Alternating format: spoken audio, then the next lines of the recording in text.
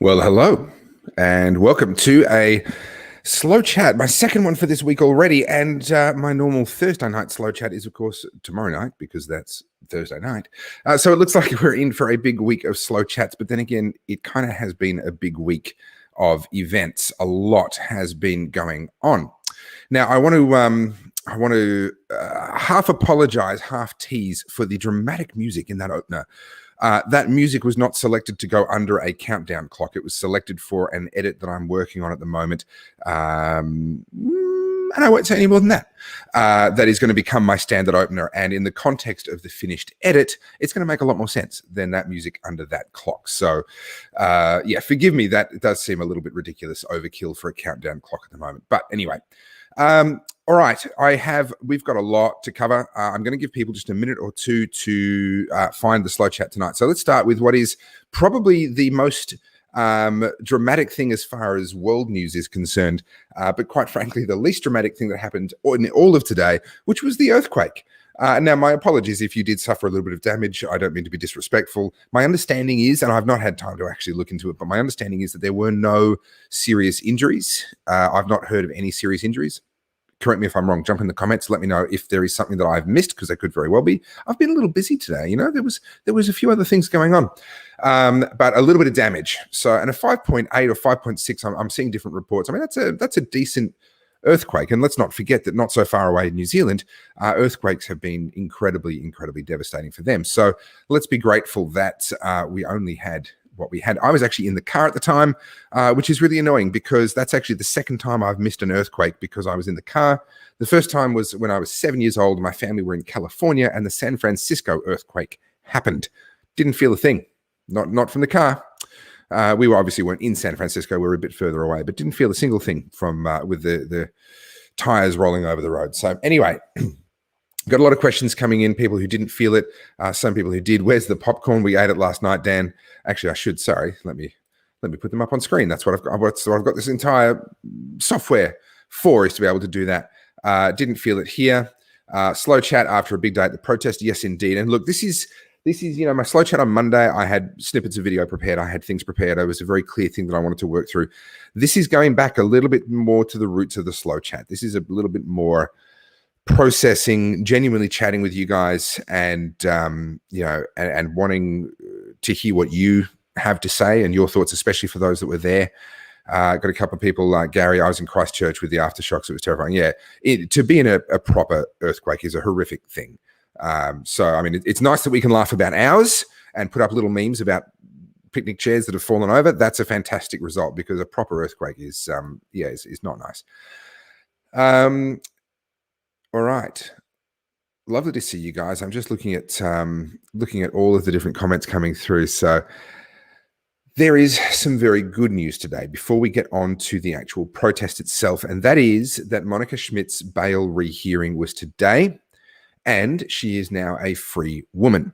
I do not know the details yet. I have not had time to look into that tonight. That's not what tonight's slow chat is about, but I want to tell you, Monica Schmidt is out of prison. I take that to mean that the judge adjusted the bail conditions to the point that Monica was willing to accept them. What that looks like, I don't know. Whether she's going to be free to talk about it, I don't know. However, I think it's just a fantastic thing.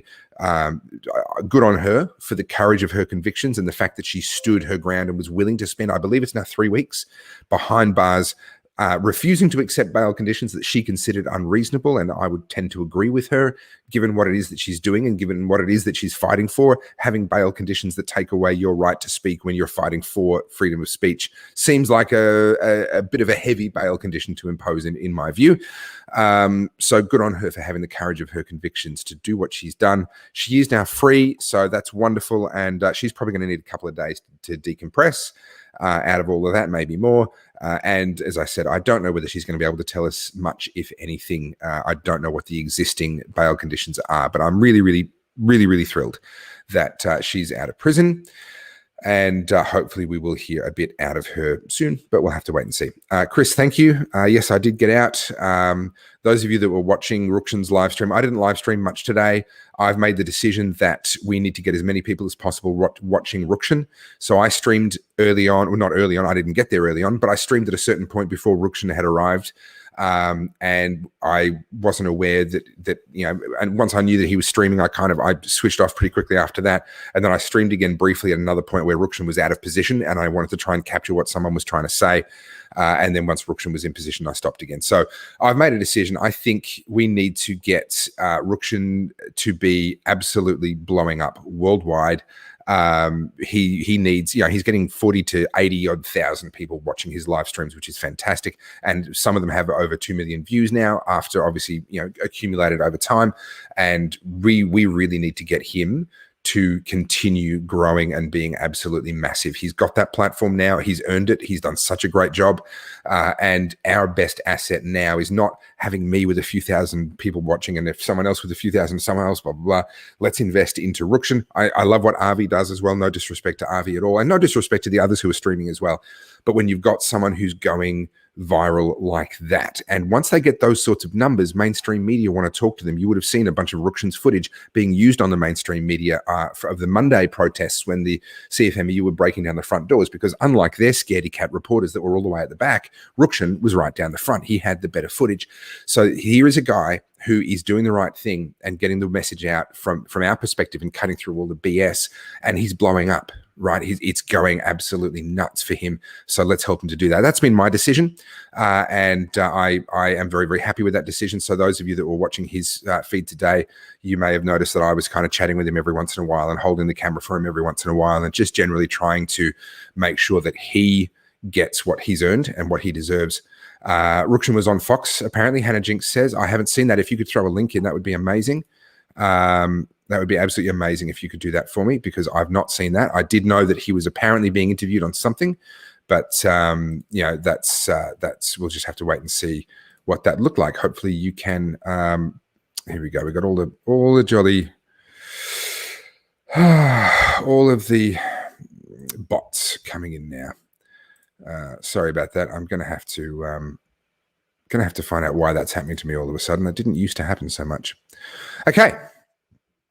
So now that we've talked about Monica, we've talked about the earthquake. So let's move on to talking about the protest, because there's a couple of things that I think are really interesting out of today's protest, and a lot of people have very mixed feelings about today, and I can completely understand that. It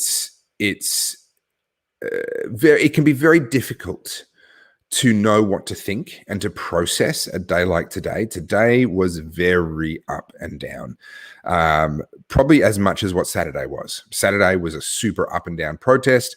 Now I deconstructed that for you guys on Monday night, so hopefully you've all had a chance to have a look at that and understand how that all played out.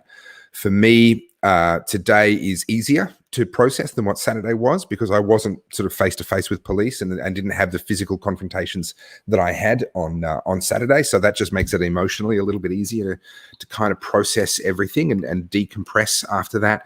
But I can certainly understand, and especially because one of the things that's worth keeping in mind is as we talk, and for those that did ask earlier, I'm just going to have a little bit of Dimple 12, relatively inexpensive blended whiskey, black tea.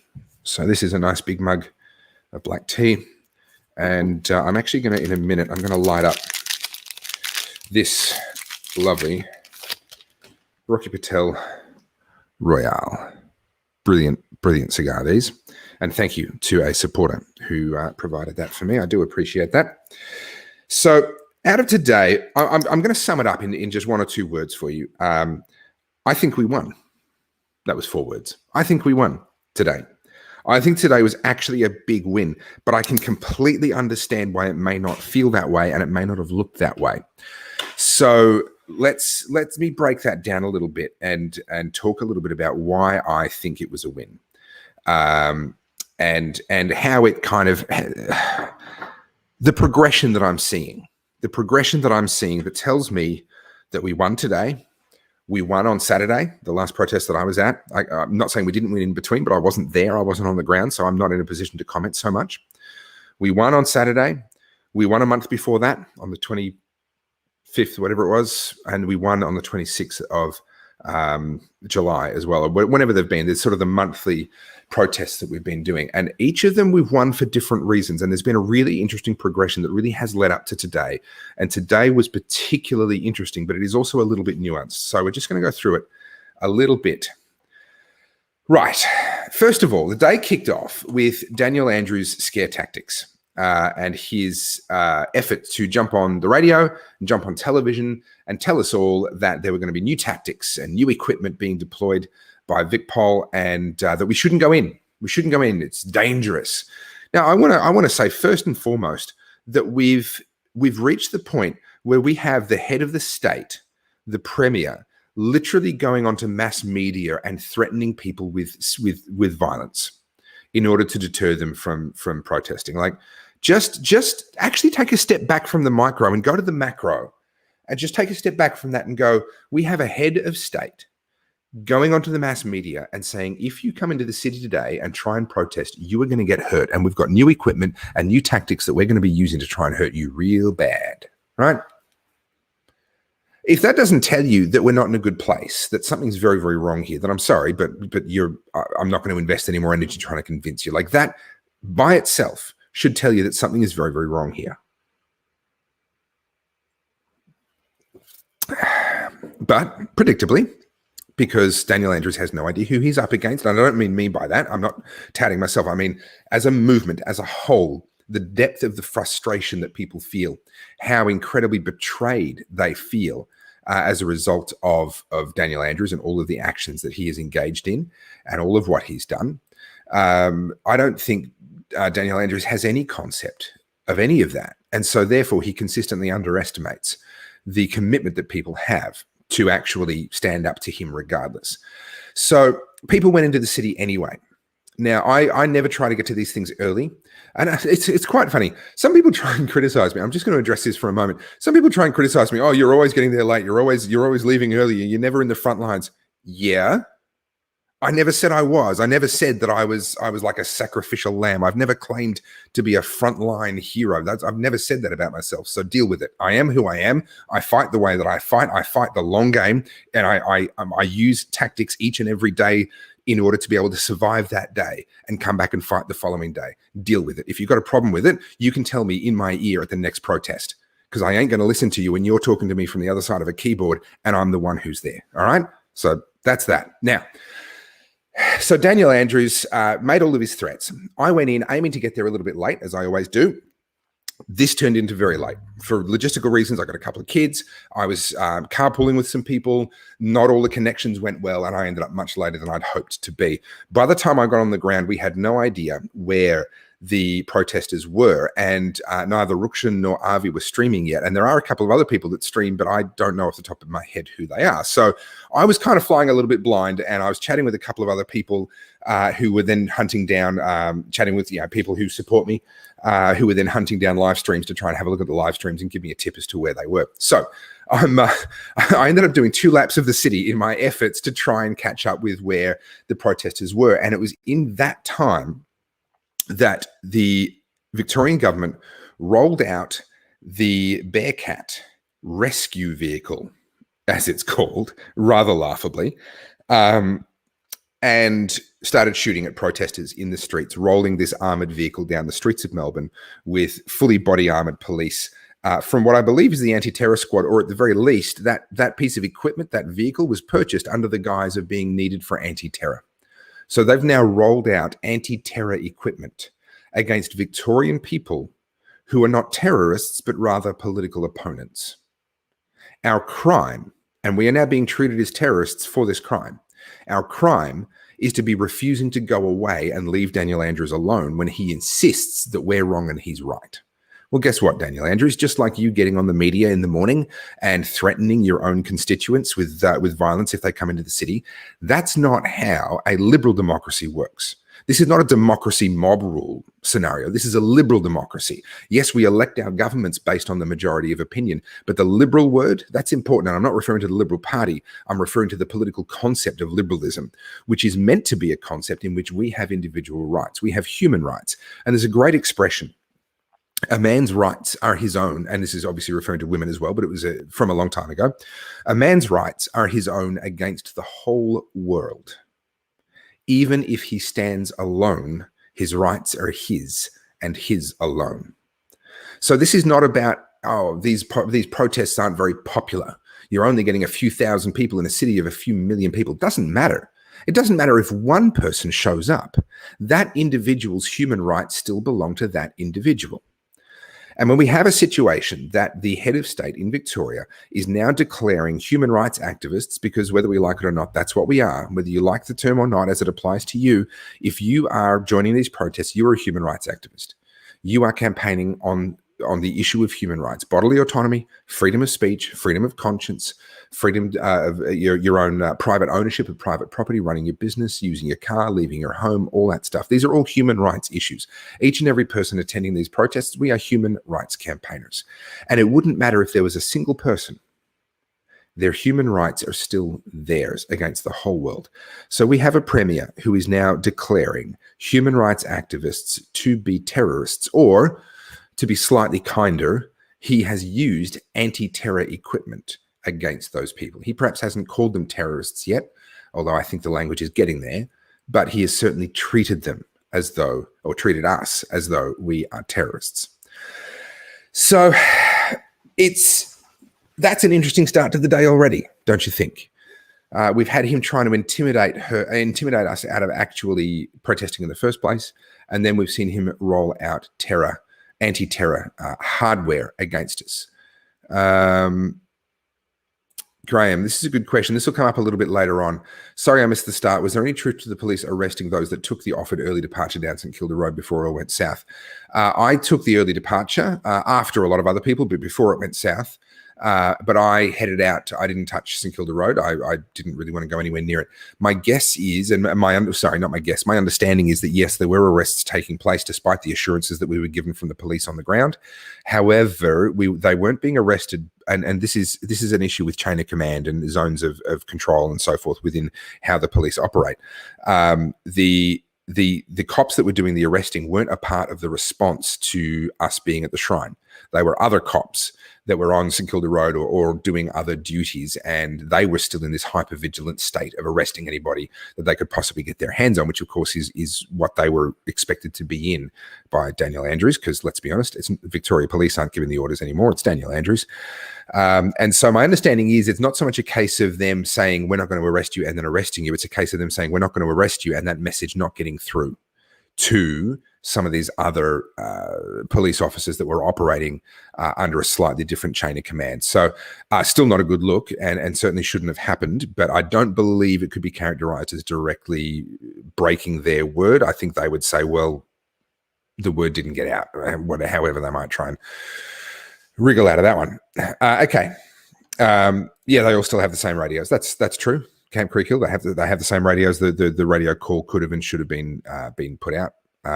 But anyway, so Mick Summers says, where's my high-vis jacket? It's airing out just on the other side of my garage here because it got very sweaty today. So some people were being cynical about my high-vis jacket. Oh, you're some wannabe tradie. No.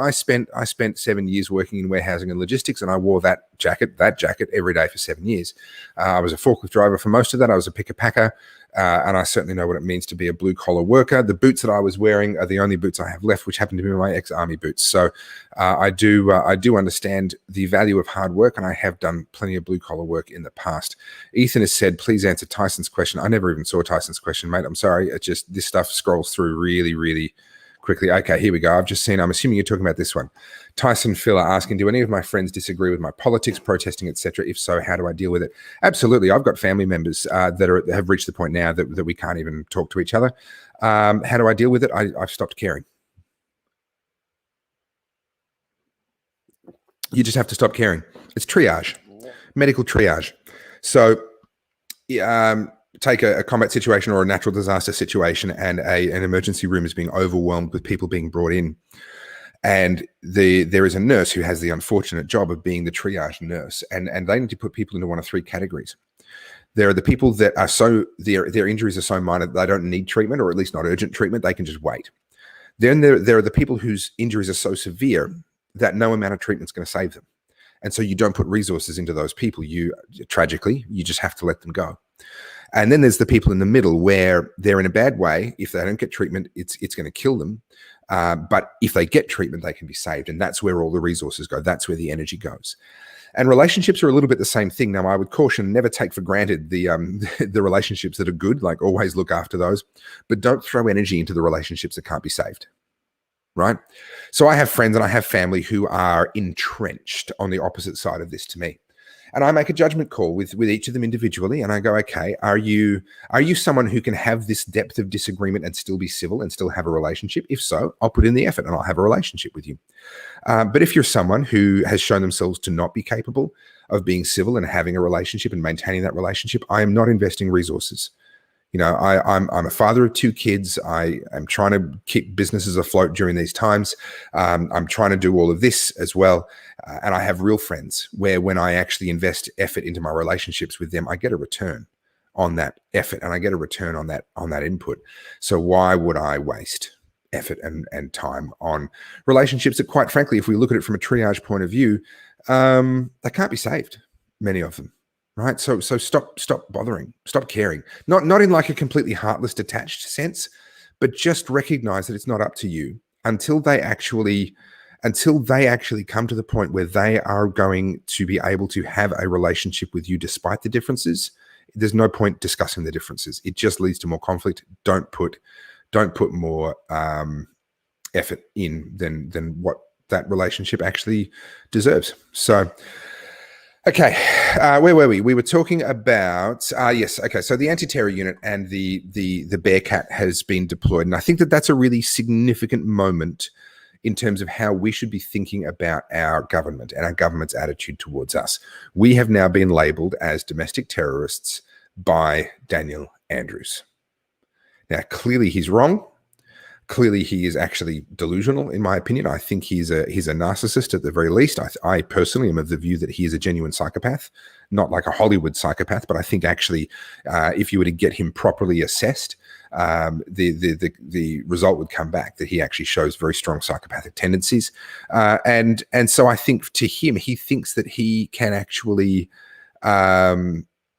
bluff his way through this stuff, or that just because he says it's true that somehow magically it is. He can call us terrorists and then somehow we are terrorists and now he can treat us like terrorists and it's fine because he said we were terrorists. There's just this weird sort of thing. It doesn't have to be true. It doesn't have to relate to reality at all.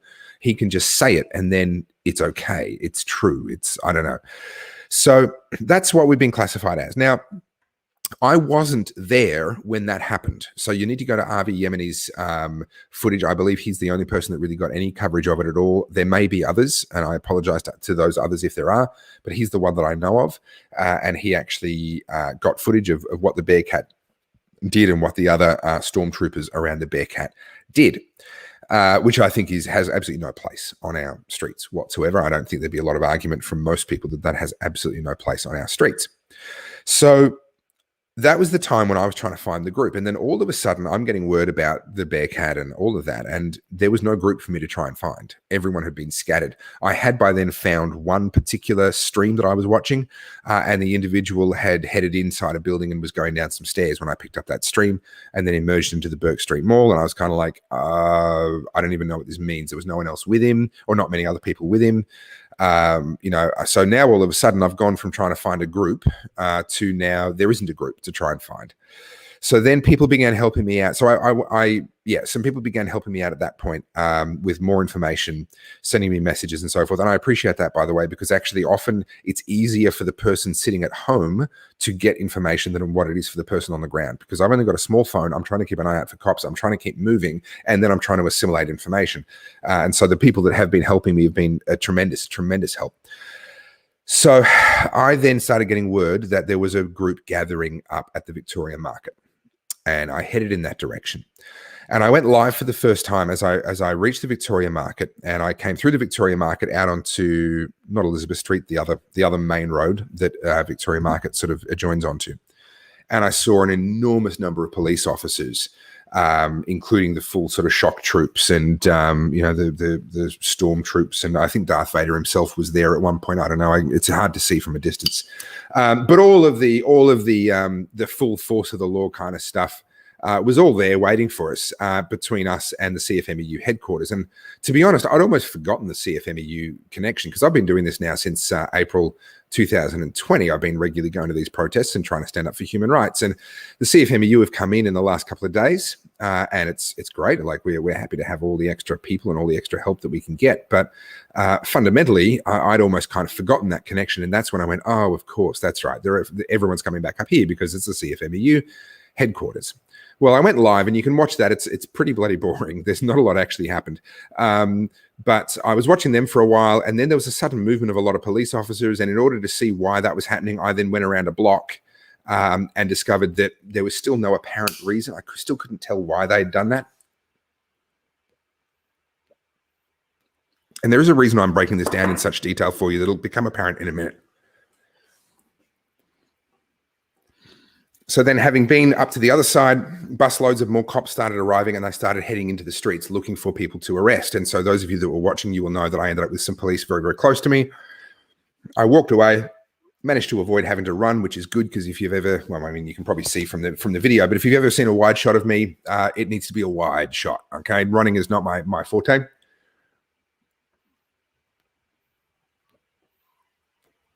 So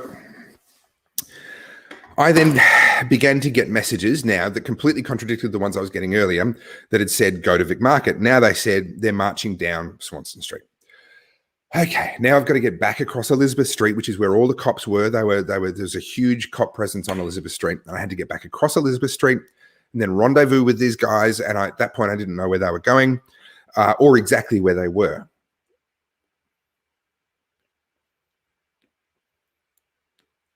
So, right.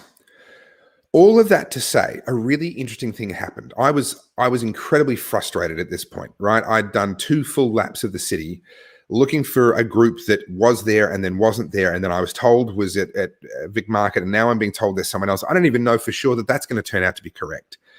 But here I am hoofing it through the city again. And then I began to understand what had happened, and I suspect accidentally, but the reason why I've labored this and given you all of that landscape and helped you to understand exactly how all this played out, perseverance is the key in protests, sticking around. And even the people that got dispersed by the Bearcat and got shot at by the public order response team, they stuck around. They broke up and they disappeared into shops and doorways and alleyways and whatever else, but they stuck around. And what's really interesting about the way this all played out was a group of people had managed to coalesce, had managed to gather.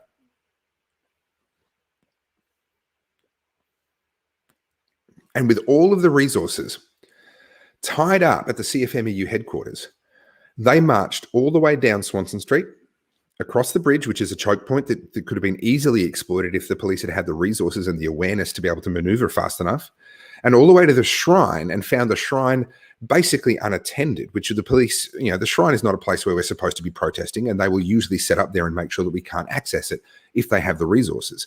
The point here is, not only was I getting information that people were gathering at Vic Markets, it's quite obvious the police were too. And they ended up responding to something that never actually ended up happening. And that's what opened the opportunity for the group that did exist, that I wasn't a part of yet, to be able to get all the way down Swanston Street and all the way to the shrine. Now, I want to talk about the shrine situation a little bit, because this is a really sensitive issue. And of all of the negative feedback that I've had about today, and it's not been a lot, it's basically mostly been focused on the fact that we ended up at the shrine.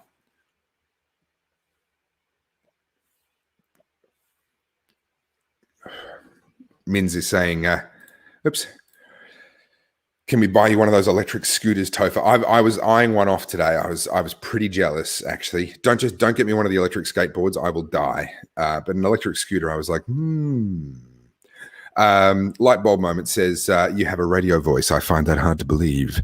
Yes, I do have a radio voice. I'm told I also have a radio face. So maybe I should have been in radio instead of video.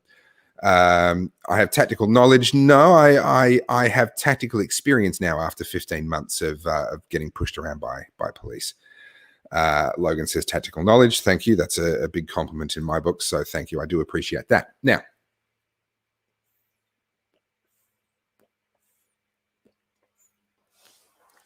what we were left with, without any planning, was a clear run all the way down Swanson Street, over the bridge, down to the shrine. Let's talk about the shrine.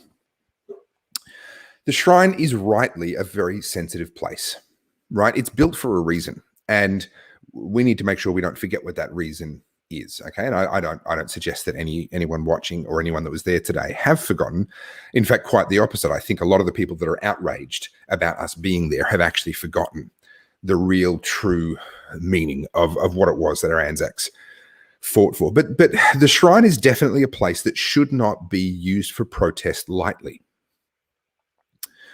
But I would argue that if there was ever an issue, a matter worthy of hallowed ground, if I can put it that way, it would be the issues of freedom. It would be the issues of exactly what the Anzacs actually fought for and stood for in the first place.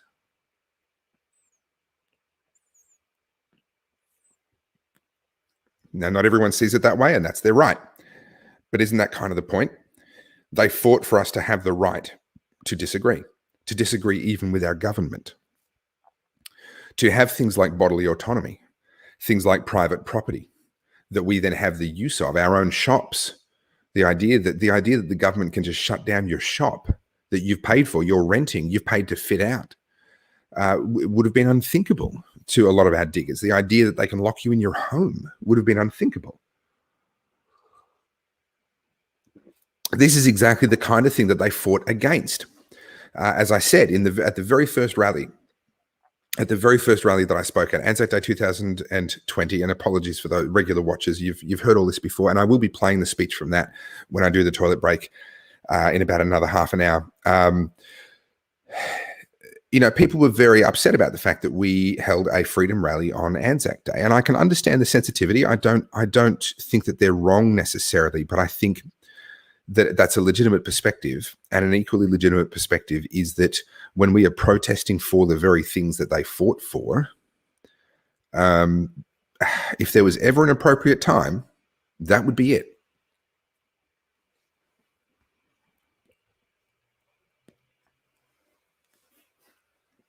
The other point that other people have made in the comments already, and I think is very, very important to note, the shrine was one of the few places, possibly the only place, where two things could happen. And I don't know whether anyone thought this through in advance or if it just was a serendipitous thing that worked out this way. But the police were not going to do a big tactical assault on the shrine. Now, unfortunately, in the end, after I left, we did see them shooting at the shrine. And I think that is imagery and video that is going to travel around the world and is not going to sit very well in Australia's history going forward.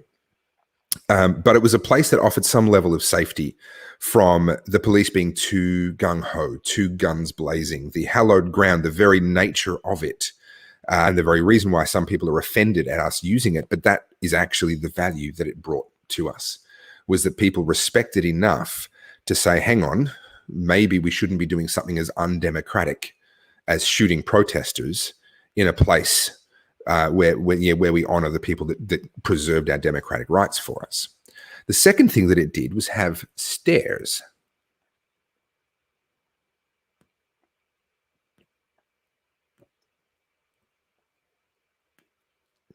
And you know what can't climb stairs? A Bearcat. Tactical armored vehicle. Can't climb stairs. So for those two reasons, we ended up in a situation where actually we were able to stay. And for a long time, and this was really lovely actually, for a very, very long time, things actually got really quite relaxed. And the police were standing in the hot sun, the same as we were, and were just kind of leaning on their riot shields and that sort of thing. People were sitting on the grass and on the concrete, literally sitting within a meter or two of the police, and we coexisted without any significant violence for quite some time there.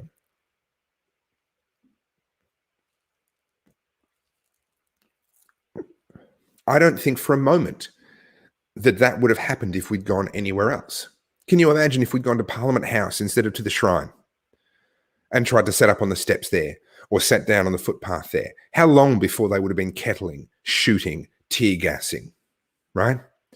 So you can criticize the choice of the Shrine all you want, and that's your right. You have the right to criticize that. But from the point of view of someone who was there and doesn't want to get shot, pretty good choice. Pretty good choice. Now, I don't think it'll be available to protesters tomorrow. I expect the police will be set up at the Shrine very early tomorrow, and it won't be an option. But let's remember, we only went there because they chased us out of the city with an armored vehicle. They chased us out of the city with riot squads.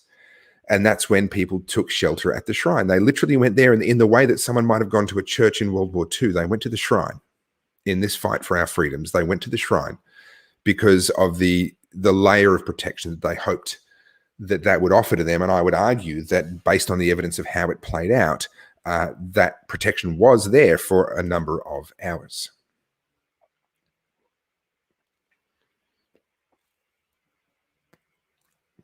Now, we need to talk about the place of violence. And this is an incredibly dangerous thing to talk about, because if I say one thing the wrong way, then someone's going to grab it and say, oh, this guy's trying to, incite violence and blah, blah, blah. Well, I think I have a pretty good track record, and I could sit in a court of law and show a very solid track record of being anti-violence, of protecting police from protesters that get too hot-headed and start doing stupid things. And that's been captured on cameras. I've been in the protests and I've been live streaming. Some of you have seen the same things. I call it out when I see it, and I make sure that people don't get any further out of hand than what I can stop. So hopefully I've earned the right to be able to comment on the role of violence in social change, because whether we like it or not, violence is a thing. It exists. It's a force.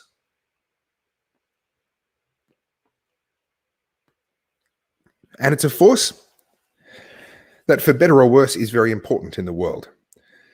And unfortunately, there are some people in the world that only really understand the language of violence.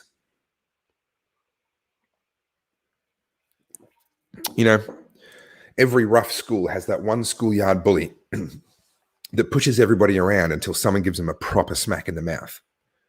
And when they're spitting out their own teeth and feeling the inside of their gums bleeding from someone who really got them good, that's the only thing that starts to get their brain going, hang on, right?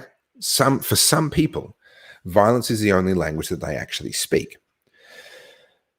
There's a couple of really important sort of historical principles that have been boiled down to expressions. If people cannot make a peaceful change, they'll make the other kind of change. Right? Now I'm paraphrasing, but if you make it impossible for peaceful change to happen, then you make it inevitable for violent change to happen. This is a well understood principle. This is not a new thing. I'm not revealing something to the world here.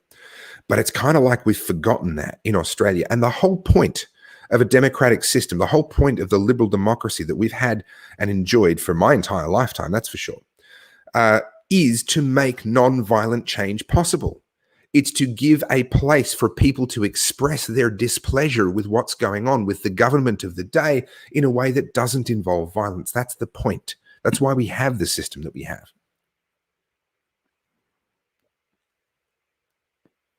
So what happens when someone in power takes that opportunity away and you no longer have the ability to peacefully make a point, to peacefully disagree, to peacefully dissent?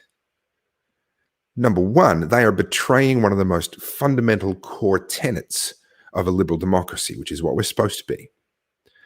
Number two, sooner or later, someone, and it won't be me, but someone is going to go, you know what? It's impossible to change this peacefully, so I'm going to do the other thing. That is a day that I hope never comes. And one of the reasons why I do what I do is to try and get change to happen peacefully before someone goes to that length.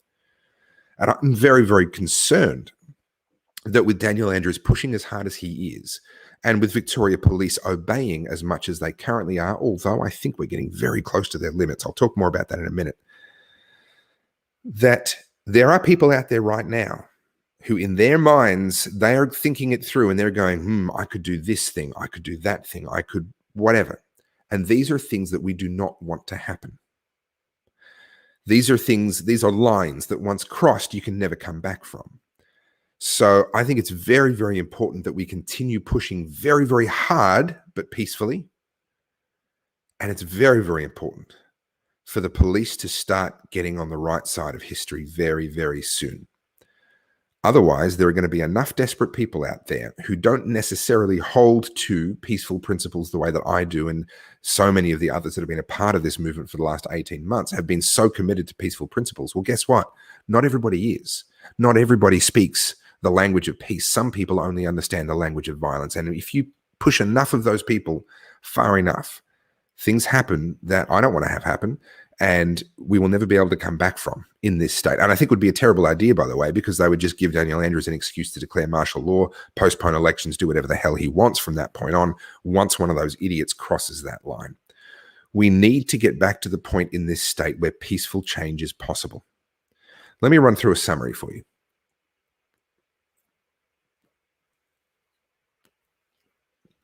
Right now, I believe it is fair to say that we do not have a functioning parliament. So the democracy part of our liberal democracy, gone. Yes, they meet from time to time, but they're not functioning. And the laws that we are being bound, or the rules that we are being bound by, did not come through parliament. So our parliament is not being used for its proper parliamentary purpose. The rules that we're following are coming from an oligarchy, a small number, some elected, some unelected, of people who have basically been given free rein to do whatever they want. Number two, human rights are not being respected in this state. Human rights are not being respected in principle, but also even in the letter of the law. They're not releasing the human rights assessments that they are obligated to complete. They're obligated to do these human rights assessments when they pass a law or when they make a rule, and then to publish them so that we can all see how this law or rule is compliant with the Victorian Charter of Human Rights and Responsibilities. They're not doing that. So not only are they breaching our human rights, but they're also breaking the law in how they're handling our human rights by not publishing those assessments. So there goes the liberal part of a liberal democracy. We're no longer liberal, and again, not in the political party sense of the word, but in the political concept, the concept of liberalism, which can be kind of paraphrased as the concept of freedom, the concept that government doesn't have all the power. There are certain things they're not allowed to do. So the liberal part is gone. The democratic part is gone. I would argue that our courts are, I'm not going to say failing. The amount of time that it takes to even get a hearing means that they are not a practical way of effecting peaceful change. Most people cannot afford the money or the time to actually be able to use the legal system to peacefully effect change. So our rights are being violated. Our parliamentary system is not working, and our parliamentary representatives are not able to do their jobs properly on our behalf. And the court system is not an effective way of finding peaceful change. You want to know why people are hitting the streets? Because that's kind of their last option. They don't feel like they have a better, easier, or other way to make change. And if we keep going the way that we're going, and if VicPol keep going the way that they're going and doing the wishes of Dictator Dan the way that they are, then pretty soon the risk is not that the protests will continue and the violence will get worse. That's not the risk. The risk is that the protests will stop. Because once you take away people's ability to protest and to try and affect change through protest, you are pushing people to a very dangerous point where some people, not me, not anyone I know, and if anyone says anything to me, I will try and talk them down. But some people are going to look at it and go, I no longer have a peaceful way to make a change. And some of those people may very well choose to take the other path. And that is not going to be good for any of us. So I know VicPol watch my videos. You're always trolling through looking for things to add to my charge sheet. Those officers that do watch this, please hear me. If you successfully shut down protest, it will be the worst thing that you have ever done. It is the worst possible thing that you can do. Do not take away the last option that people feel they have for peaceful change. Take that away, and someone is going to choose to go the other way. So I want to applaud today's protesters for being overwhelmingly peaceful. It was a beautiful thing to see.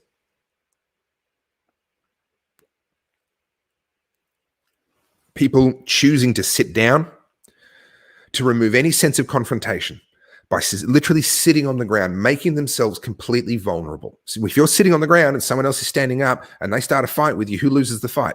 You do, right? They were sitting down in front of the police.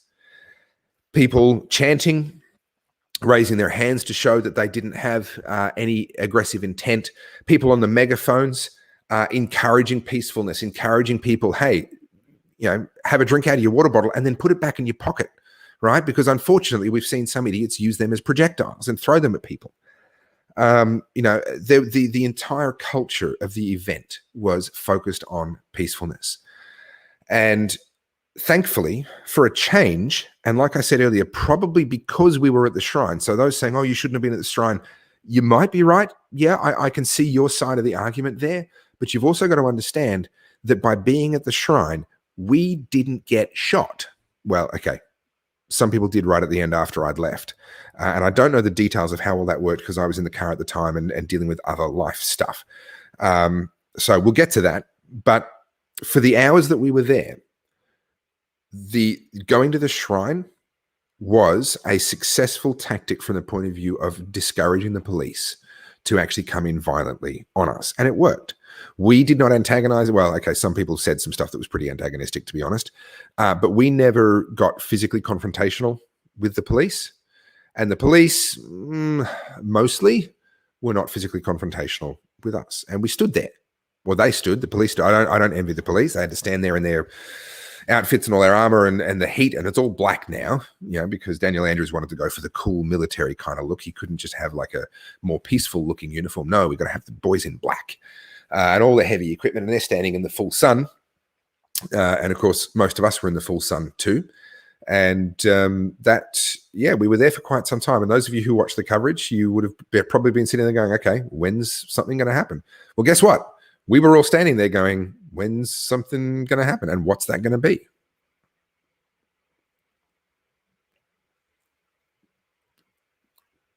Well, here's where it gets really interesting to me. Because the police then came forward and wanted to speak with whoever was in charge. And one of the challenges is no one's in charge. All right. I mean, there are people with megaphones and there are people who are known or respected. And so they kind of de facto end up speaking on behalf of others. But this isn't a centrally organized thing, right? And that's deliberate. If we had a single central organizer, they'd be in prison, right? So it's a little bit tricky then when the police say, hey, we want to talk to you guys. Well, who should they talk to? So some people went forward and they talked. And the police basically said, look, we'll let you leave now. Leave via St Kilda Road.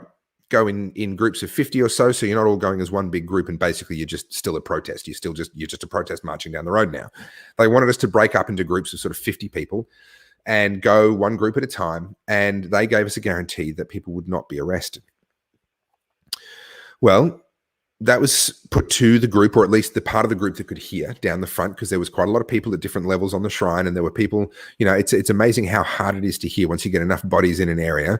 Sound does not travel very far at all, and even with a megaphone, people can't be heard by a lot of people. But they did their best, and they put that to the audience, or put that to the protesters, and there was a very, very split opinion. Some people were saying, no, we're here, we've got the high ground, we want to stay here, they should go home, we leave when you leave.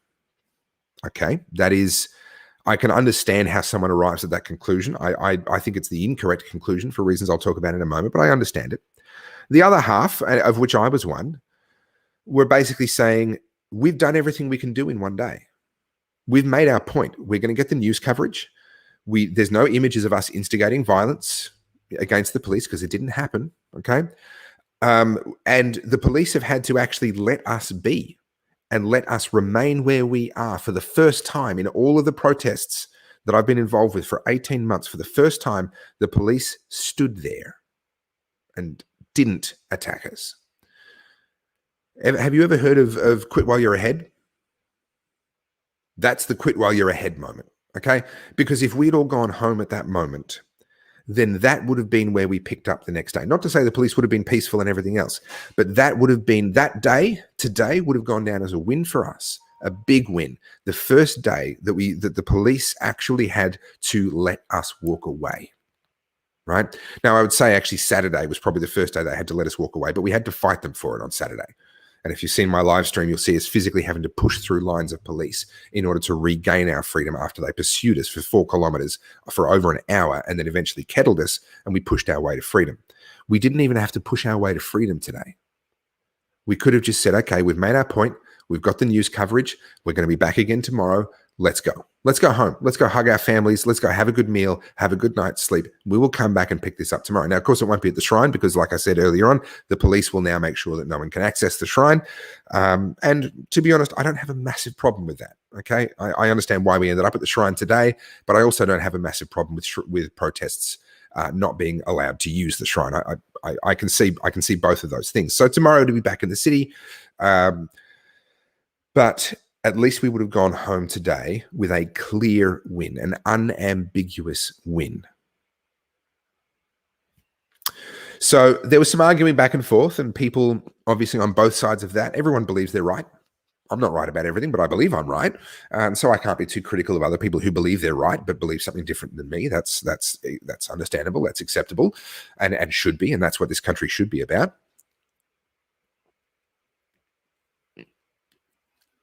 And I ended up going down and asking for the megaphone. And here's a tricky thing. There's sort of layers upon layers of social credit, social currency, social interactions. I don't even know what the term is going on. So if you come to one of the freedom rallies, one of the ones that's actually organized explicitly as a freedom rally, or the rallies against mandatory vaccinations, most people know or at least have heard of me before, okay? And for whatever reason, a lot of people seem to have a lot of time for what I have to say. So you put me in front of those people and say, you know, if I'd said, hey, I think we've won today, let's call it a day, let's go home, there probably would have been a larger proportion of the group that would have gone, even if I disagree, okay, fair enough, let's do that, I'll back you on that. This group now includes a lot of unionists, which is great. It's great to have them, but they're new. They've just come in on Monday, right? They literally, they were working and enjoying being able to earn money as one of the few industries that could earn money while the rest of us were going broke, while me and a bunch of you were out there protesting for their freedoms while they were at work earning money up until Monday.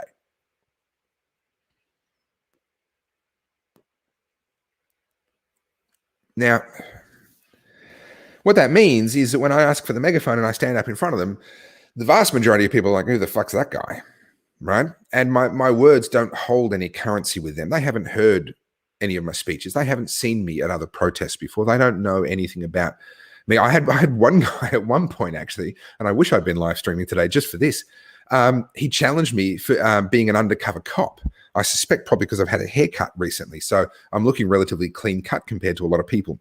And he challenged me. He's like, oh, you're an undercover cop. I'm like, no, mate, calm down.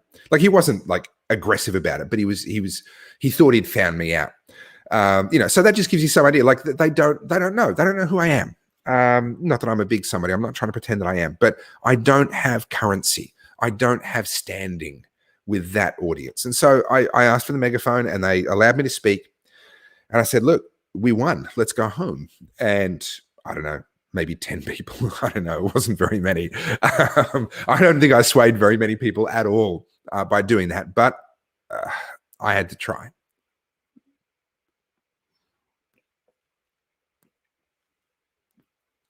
So at that point, I knew that was going to be an inflection point. Oh, sorry, I missed a little detail there. So the police made this offer of saying, hey, you can leave Vice and Kilda Road. And people kind of said, no, we leave when you leave, we leave when you leave, kind of thing. And so what the police then did, and this is hugely symbolic, and in my opinion, we should have rewarded, right? Reward the behavior that you want to see more of. Punish the behavior that you want to see less of. Sorry, I'm just trying to get rid of a troll here. So what the police then did, and this was so significant, was they said, all right, you know what? We are going to walk back 10 meters,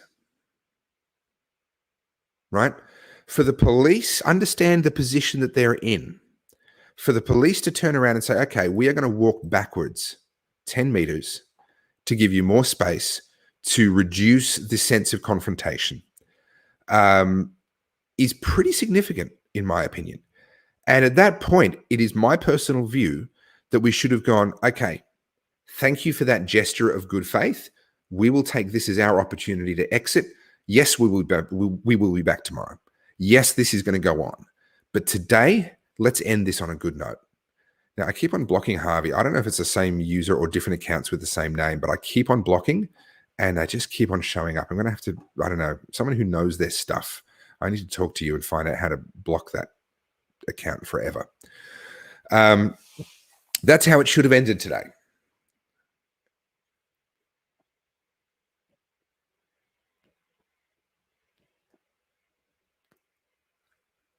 Now, unfortunately, everyone's entitled to their own ideas, but there is this idea particularly with newer protesters, which we have a lot of all of a sudden, right? Because they've joined us as of literally just the other day. They think that this is going to be a quick battle. They think this is going to be a quick fight. Oh, I'm showing up to a protest and we're not going home until this is done. Till Daniel Andrews resigns. Well, good luck to you, mate. Right? But newsflash, Daniel Andrews is not resigning today or tomorrow or the day after that. This is a war, not a battle. And when we have the opportunity to win a battle, we take it. And then we come back tomorrow and we fight the next battle and we fight the next battle until eventually we win, because we are winning. We are winning. Public opinion has turned massively in the last month and a half. The police are wavering, and we saw that today. They're wavering more than they've ever wavered before. Internally, officers are beginning to speak up more and more vocally internally. They're not doing it publicly yet, certainly not as much as I would like to see happen, and we need to start seeing that happen, but it's happening internally a lot more than it was happening before. And I have police officers that reach out to me that are keeping me up to date with what's going on the inside of the police force. And we are winning this, but we were never going to win it today, and staying was pointless. However, I can't tell other people what to do, especially when I have no currency with them. They don't know who I am. They don't know what my background is. I'm just some random bloke who's asked for the megaphone. So a number of people stayed, and I don't have the details on this because I really didn't. I wasn't watching that. I was dealing with other sort of life stuff because I'd been out of the loop for however many hours by then today. And however, it's apparent that some people stayed, and the police moved in and they used their rubber bullets and they used whatever else against those people to move them on and to make a bunch of arrests. So that to me is very, very unfortunate. It's an undisciplined thing, but then again, we're not the army. We can't enforce discipline. The whole point of what we're standing up for is freedom of choice and people to be able to act in accordance with their own consciences. And unfortunately, that means some people are going to make a different decision to the one that I believe would have been the smart play in that particular moment. So it is what it is. Unfortunately, those final scenes that do not at all represent the main part of the day are going to be what ends up making a lot of news. Is that a bad thing? Well, it's a very sad thing. It's a very sad thing to have reached the point where we have the police moving in and firing less lethal projectiles against protesters on the Shrine of Remembrance. I think that's a very, very sad thing, and it's certainly not an outcome that I wanted today. Yeah, it's gone out. But it is what it is. It's done now, and we can't undo that. We can't go back. So I would certainly implore everyone that comes to these protests to think longer term. We're not. It doesn't matter how long you sit at the Shrine of Remembrance. That's not going to make Daniel Andrews stand down within the next 24 hours. Okay, it's just it doesn't work that way. So get in, have the battle of the day, try and win that battle with honor in a way that is not violent, in a way that does not feed the media misinformation, in a way that is befitting of the cause that you're fighting for. I mean, we are fighting ultimately for human rights and for freedom, and we need to fight in the right way so that when we get that victory, we've got that victory with honor. right? And we did that today. We did that today. Like, it was perfect, but we damaged it. We damaged it really badly at the end. Now, block user.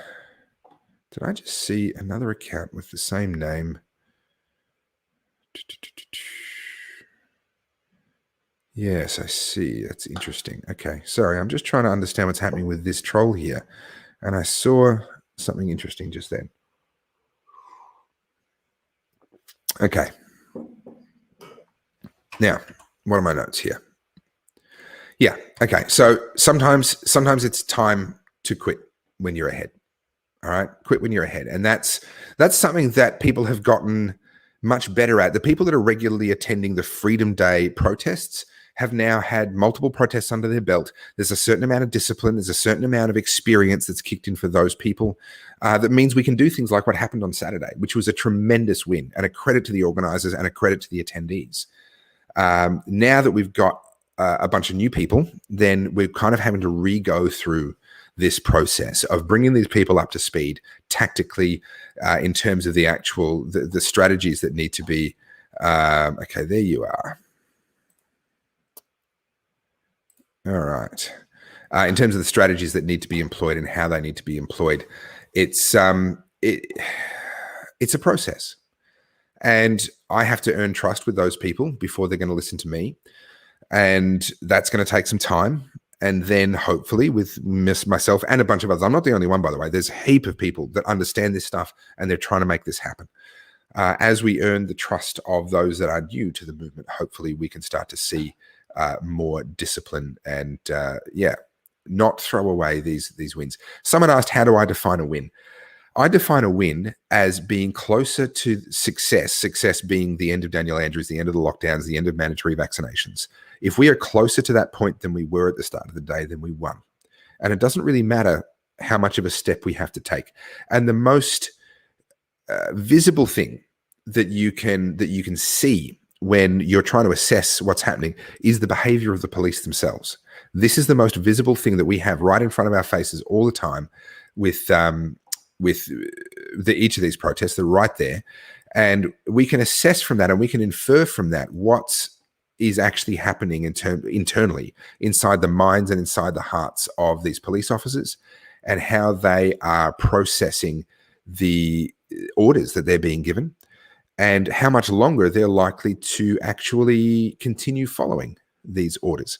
Now, Hannah, you're welcome to your opinion. This is pointless. Talk about lawsuits. Okay, great. Talk about lawsuits.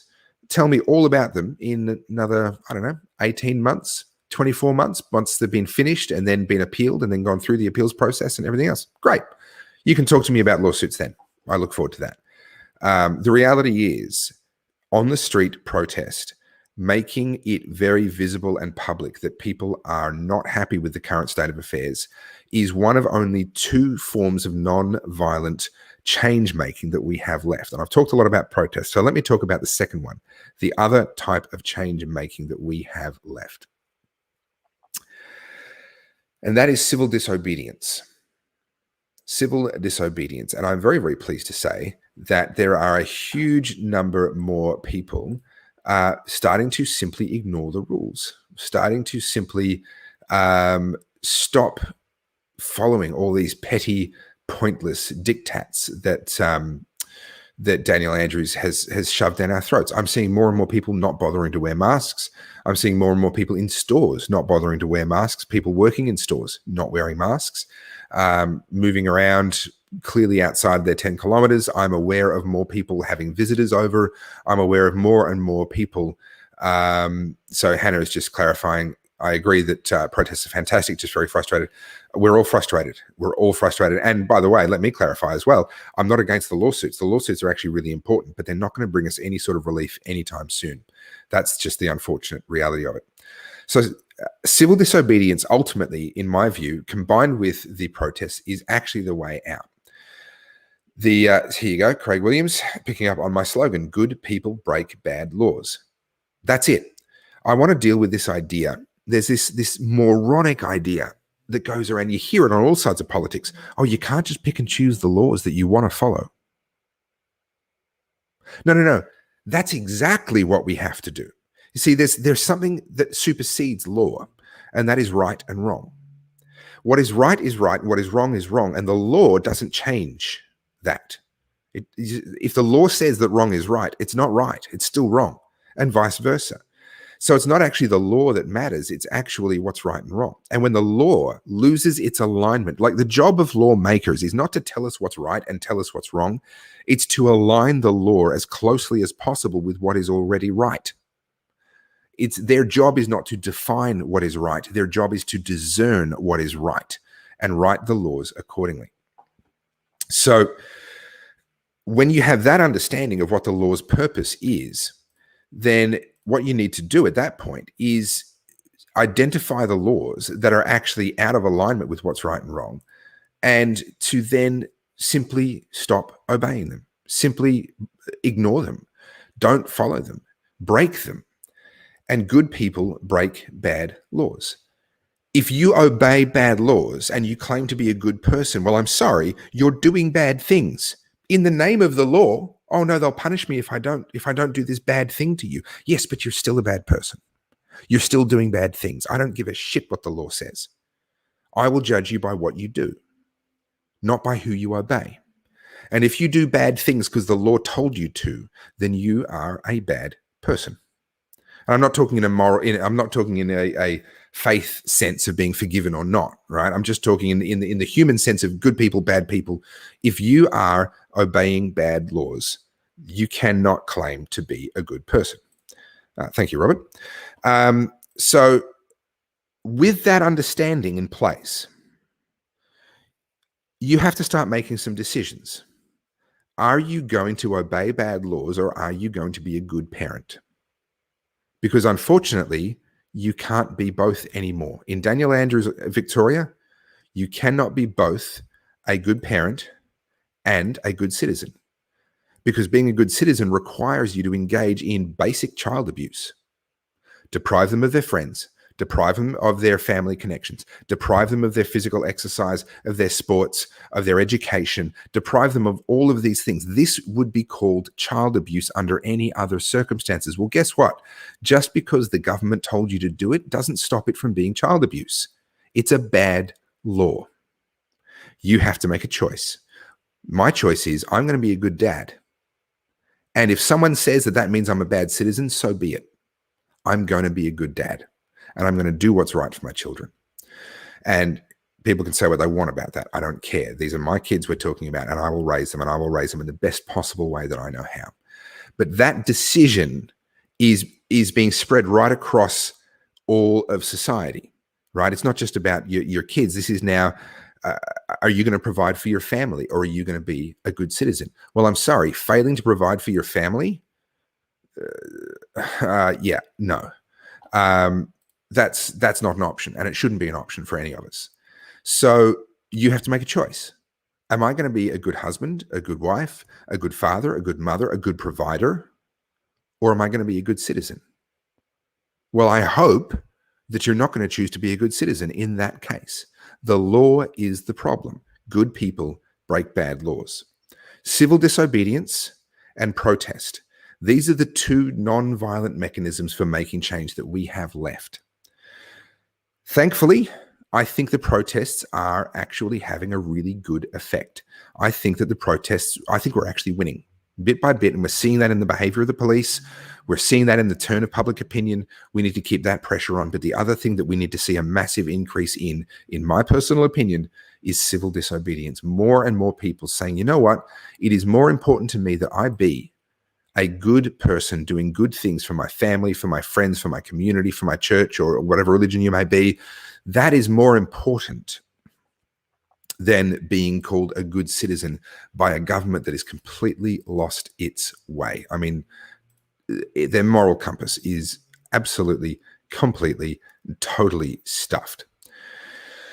Now, I'm just looking up a speech that I did. Where is that? Okay, I'll go about it the other way. I'll get it off Facebook and play it for you while we all take a bit of a break. When I started doing slow chats, people got really grumpy with me because I wasn't leaving time for a toilet break, and I would talk for 2 hours, 2.5 hours, whatever it may be, depending on the subject matter and what we needed to discuss. And people were saying, hey, stop that. We need a toilet break. So I promised then that I would always provide that. So here we are. I'm just pulling up the video. I ran out of time as I was preparing, so I didn't get to do it before we started. Here, I know. And I will pull that up for you. And I want to play you the speech that I gave at the very first anti-lockdown protest. And there's a certain sort of completing the circle here, because the very first anti-lockdown protest was on Anzac Day in 2020. And I copped it. A lot of people were very, very upset that I would participate in a protest on Anzac Day. They felt that that was disrespectful to our Anzacs, that was disrespectful to our troops. A lot of the same sort of stuff that we've got people saying now about today's protest and the fact that we ended up at the shrine. And I put my defense in this particular speech, my reasoning for why I do not believe that it was inappropriate for the protest to be held on Anzac Day. And in fact, I think that was an entirely appropriate day. So I'm going to play that for you. Recharge your mug of tea, run to the loo if you need to. What I'm going to do when we get back is relight this, because it went out because I was talking too much and smoking too little. And I'm actually going to then start reading your questions and comments, because I know a lot of you have questions on Plan B. Some of you may have questions around civil disobedience. Some of you may have questions around all sorts of different things. You know me well enough to know I will answer the things that I know the answer to. And if I don't know the answer, I'm not going to bullshit you. Okay, I'm just going to say I don't know the answer to that. So I'll do the best that I can, but you know how this is. This is just a chat between you and I, and let's enjoy a bit of kickback, a bit of a decompress after what was, at least for me, a pretty intense day. And I know that many of you were there with me, with me as well today, so I do appreciate that. But let us go across to the other screen. Oh, hang on, wrong thing. You'd think I'd know how to drive this software by now. Go to that window there, share that. Now, if I go here and hit play. In our own free country, we would have to risk fines.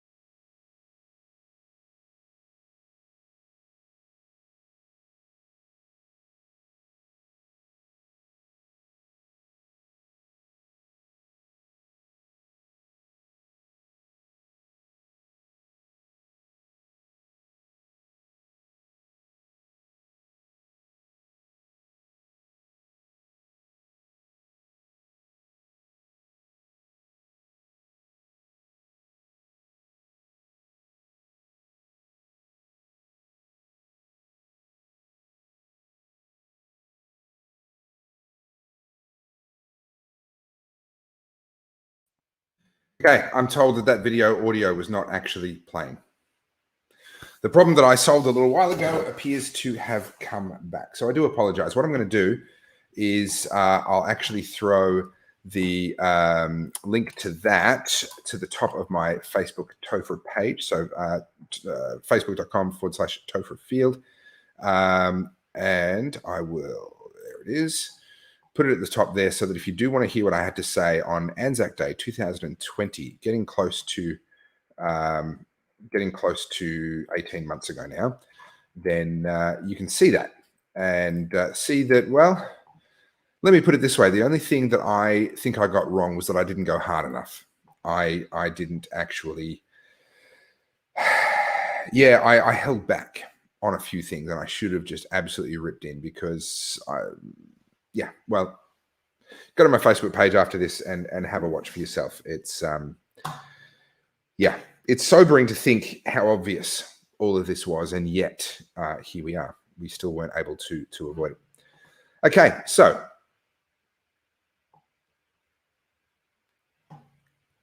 now I'm just starting to read comments here. All right, so who's got questions for me? What would you like to know about, ask about, pick my brain about? Okay. Ben, thank you for the question. That's very kind. I don't have a Patreon page because I think Patreon is basically the devil. I do have a Subscribestar, which is the same thing, but it's a different company. Subscribestar.com/Topher Field. In fact, you know what? If I'm self-promoting, let me do it properly. Let me put the link in here. Subscribestar.com/Topher Field.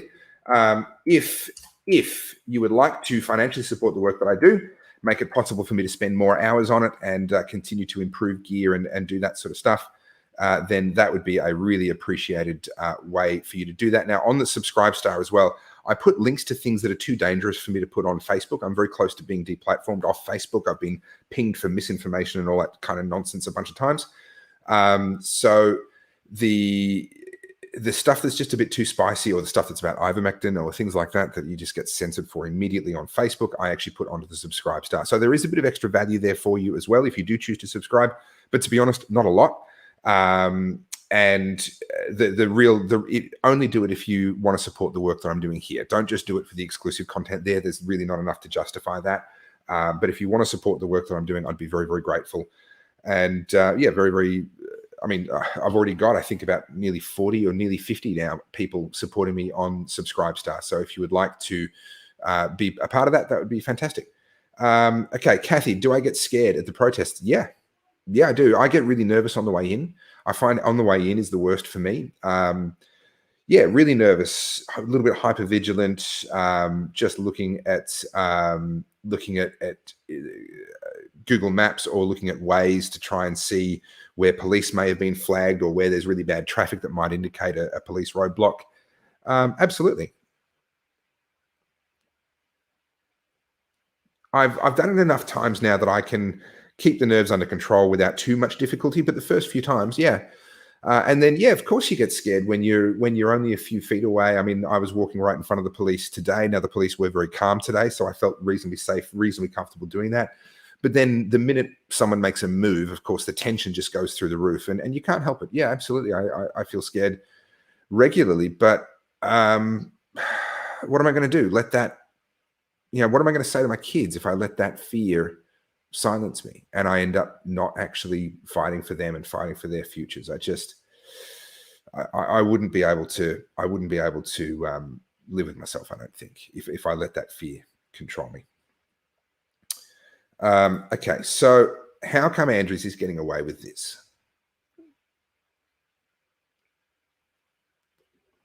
Are they all in on the agenda? Well, clearly there is an agenda. That's not a conspiracy theory. We know that they're actually talking about the Great Reset. They're talking about you will own nothing and you will be happy, all that sort of stuff. So there is an agenda going on, but I don't sort of believe in this puppet master idea. They're all working together broadly towards this agenda, but I don't think there's some puppet master pulling strings kind of almost like a James Bond villain kind of picture that some people seem to have in their minds. I don't think that's happening for a moment. The question, the scary answer to the question, how come Daniel Andrews is getting away with this, this is just how broken our system has become. That's the scary answer. The answer of, oh, there's an agenda and they're all in on the agenda. That's actually not the scary answer. We can tear that down relatively easily. The scary answer is our system has become so broken that no one feels able, or at the very least willing, to do the right thing to stop him, despite the fact that many people within the system know that he's doing the wrong thing. That's actually the scary answer. And I think it's actually closer to the truth. The fact that Daniel Andrews has been able to do what he has done, yes, it's an indictment on Daniel Andrews, but it's also it's a symptom of how flawed our system, as it is practiced today, has become. So we've got a lot of work to do. We've got to tear down Daniel Andrews and get him thrown out and get all of this stuff reversed. And then we've got to fix the system. Then we've actually got to fix this country to the point that we can't just have another Daniel Andrews in another couple of elections' time. As soon as there's another natural disaster, there's another virus, there's another whatever, actually fix this to the point that someone like him can never seize power in the ways that he seized power now. And a lot of that comes down to reducing the amount of emergency powers that governments can give themselves. See, governments, there's all these checks and balances and limitations on what governments are allowed to do, these certain processes that they're required to follow in order to be able to do whatever it is that they do want to do. They're there for a reason. They're there to protect us against someone like Daniel Andrews. The problem is we create this exception for an emergency. And we saw these exceptions get expanded with the anti-terrorism legislation after 9/11. We've certainly seen them get expanded now with legislation after the coronavirus. And each time they expand their powers, they never give that back once the emergency is finished. So we've got a lot of work to do, winding back all of these exceptional powers that they've given themselves for your safety, of course. It's so that we can look after you. We've got to wind back a huge amount of that in coming years if we're ever going to actually get this country back to resembling what it was that I was born into. That's for sure. Do I think Friday will be bigger as it's a public holiday and more people can attend? Maybe. I think Saturday will be bigger again. At this point in time, I'm not planning to attend tomorrow. I haven't been able to find people to look after my kids, so I'll be looking after them tomorrow. So I won't be there tomorrow. I'm hoping to be there on Friday, but I will definitely be there on Saturday. And I think Saturday's kind of going to be the big one. Vern posted this while I was talking about the anxiety of going to protests. I get like that just walking out my door. Yeah, I feel that. I hear that. And look, after I go to protests, and particularly after, not so much today, actually, I'm quite relaxed about today. But after protests like Saturday, every time a car door slams outside my house, I'm like, oh, is that the cops? Have they come? Is there about to be a knock on my door? So I'm very familiar with the anxiety that is sort of coming out of everyday life at the moment, particularly for those of us who are standing up. But again, you just have to make a decision. Am I going to let that stop me from doing what's right? And if I do let it stop me, then how am I going to face my kids in the future? What does that say about me? And who am I going to have to live with as myself for the rest of my life if I let that fear stop me? Do you think we will ever have a Second Amendment? No, I don't think so. I think we can dramatically improve our gun laws. And by the way, for me, when I say improve, I mean allow people to own more guns. I think history does not look kindly on populations that allow themselves to be disarmed by their own government. And I get why people wanted it to happen. There's this perception that it's going to stop criminals from being able to hurt people and the government can look after us, etc. Well, I think that's delusional. I think it can work for a while, but it inevitably always goes wrong. If you look over enough generations, inevitably it always goes wrong. So I'm ex-infantry, so I'm quite comfortable handling weapons. I've spent time in Texas where people are open carrying weapons, concealed carrying weapons. I've been around enough of them to know that this sort of idea that there's just carnage in the streets, it just isn't true. However, I think it's going to take a lot for Australia to ever end up with something like a Second Amendment. But that's not to say that we can't improve access to firearms for law-abiding citizens, and we can't increase the range of firearms available. That's a long game. If you want to, if that's the fight, if that's the hill you want to die on, to use a political expression, not literally, that's dig in for a very, very long fight. So what have we got?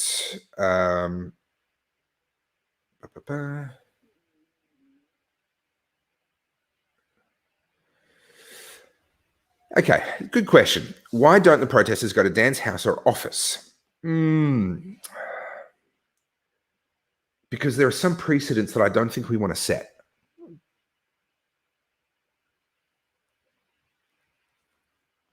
Right? Once we do something like that, there's kind of an unwritten rule, and it's not followed perfectly, but there is kind of an unwritten rule in politics that you don't drag a politician's family into it.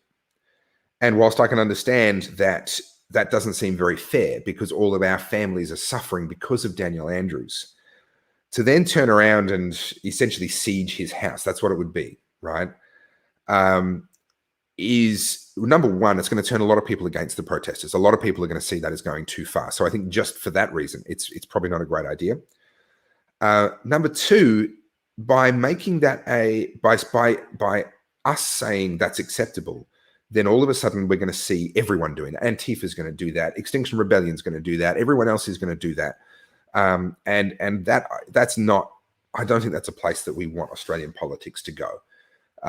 Go into his office, maybe. And I know that his office has been vandalized a few times and stuff has happened there. I'm still not a huge fan of the idea, to be honest. I think the symbolism is more powerful when you're in front of somewhere like Parliament House, when you're in front of somewhere like the Shrine, as much as I can understand why people wouldn't have liked that.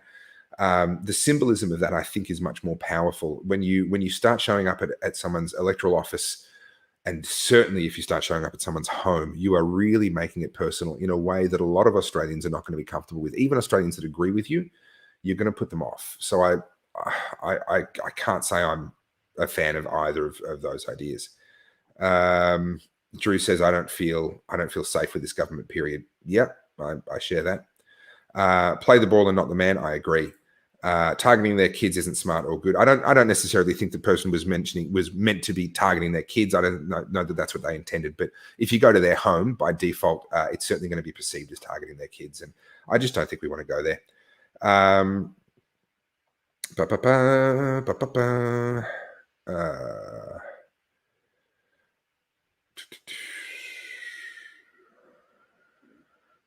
Okay. What do I believe is the reason Andrew's fellow MPs don't remove him as Premier? And what do you believe it will take for them to remove him?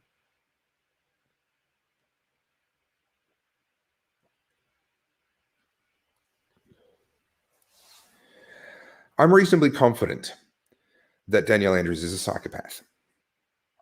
Not in the Hollywood sense. I said this earlier, I know, but other people have joined us since. Not in the Hollywood sense, but in the actual sense that he's a genuine psychopath. He's very good at manipulating people. And his rage, his fury, if you cross him, is a terrible thing for anyone to experience. I think he reigns by fear, by manipulation and control, and by lies. And all of what he's doing to Victoria, he already did to the Labor Party. That's how he got his grip on power. All of the manipulation, all of the obfuscation, all of the fear that he has imposed onto us in our daily lives, he imposed first onto the Labor Party and onto these other MPs.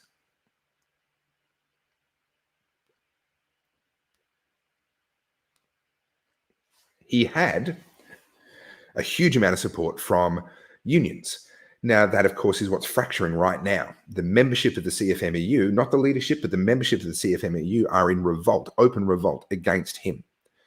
And that is chipping away at the most basic level of his power base.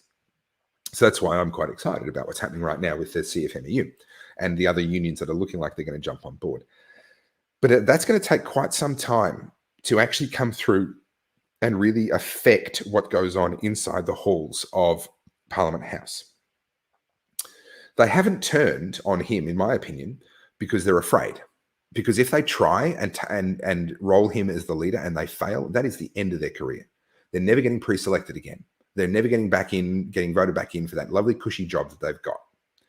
So they just suck it up. They go, okay, he's the leader. We'll just fall in behind him and do what he says. I don't want him to be angry at me. I don't want to lose my cushy job. All the same things. Like we heard the police officer in the video that someone took walking along next to one of the riot officers saying, "Oh, I don't have skills for anything else. I can't lose my job. I don't want to be cracking people's heads open, but I have to crack people's heads open because that's what I'm told to do." and I don't have skills for another job. I think genuinely that's exactly how Daniel Andrews is controlling the other MPs as well. They are afraid that if they have a go at him and they fail, then that's it for them. Their career is over. And they won't just lose their career, they're going to lose their friendship circles, they're going to lose everything. Like Daniel Andrews is controlling the party to an extraordinary degree. The only way that this ends, the only way that he gets ousted, in my personal opinion, is as they approach an election and the opinion polls start to show that they're going to lose their jobs anyway. That is probably the only thing that I can anticipate that is going to remove that fear. And that's a long way away because the election's not till November of next year. So I don't think that we're going to see an imminent situation where he gets rolled by his own party unless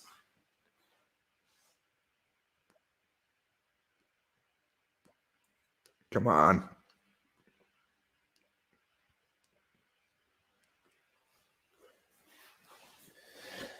Unless the police turn around and say, no, we're done. We're not enforcing all of these rules anymore. Now, I don't think we're close to that happening. We're the closest we've ever been, but I still think that's a little bit of a way away. But that's the wild card. If that happens, that will have such a destabilizing effect and such an illegitimizing effect on his position as premier that might just do it. But outside of that, I think we're stuck with him until close to the election. Even then, he might make it all the way to the election if the opinion polls aren't too bad. And my biggest fear is that actually there are enough Victorians that have fallen for his BS that actually he's still a good shot to win the election. I know that's not the news you want to hear, but being realistic, we cannot rule out the possibility that there are enough Victorians who love their chains, who love their little dictator so much that they'll vote for him again.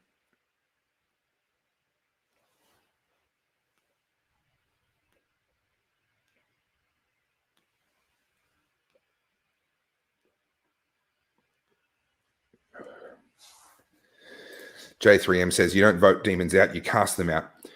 Yes, but again, like we do have a system, as imperfect and as broken as it is.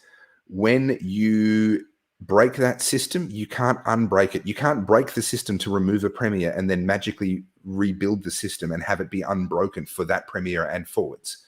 Once it's broken, it remains broken, and you end up with a very unstable political system that can be manipulated in ways that I think are really, really dangerous.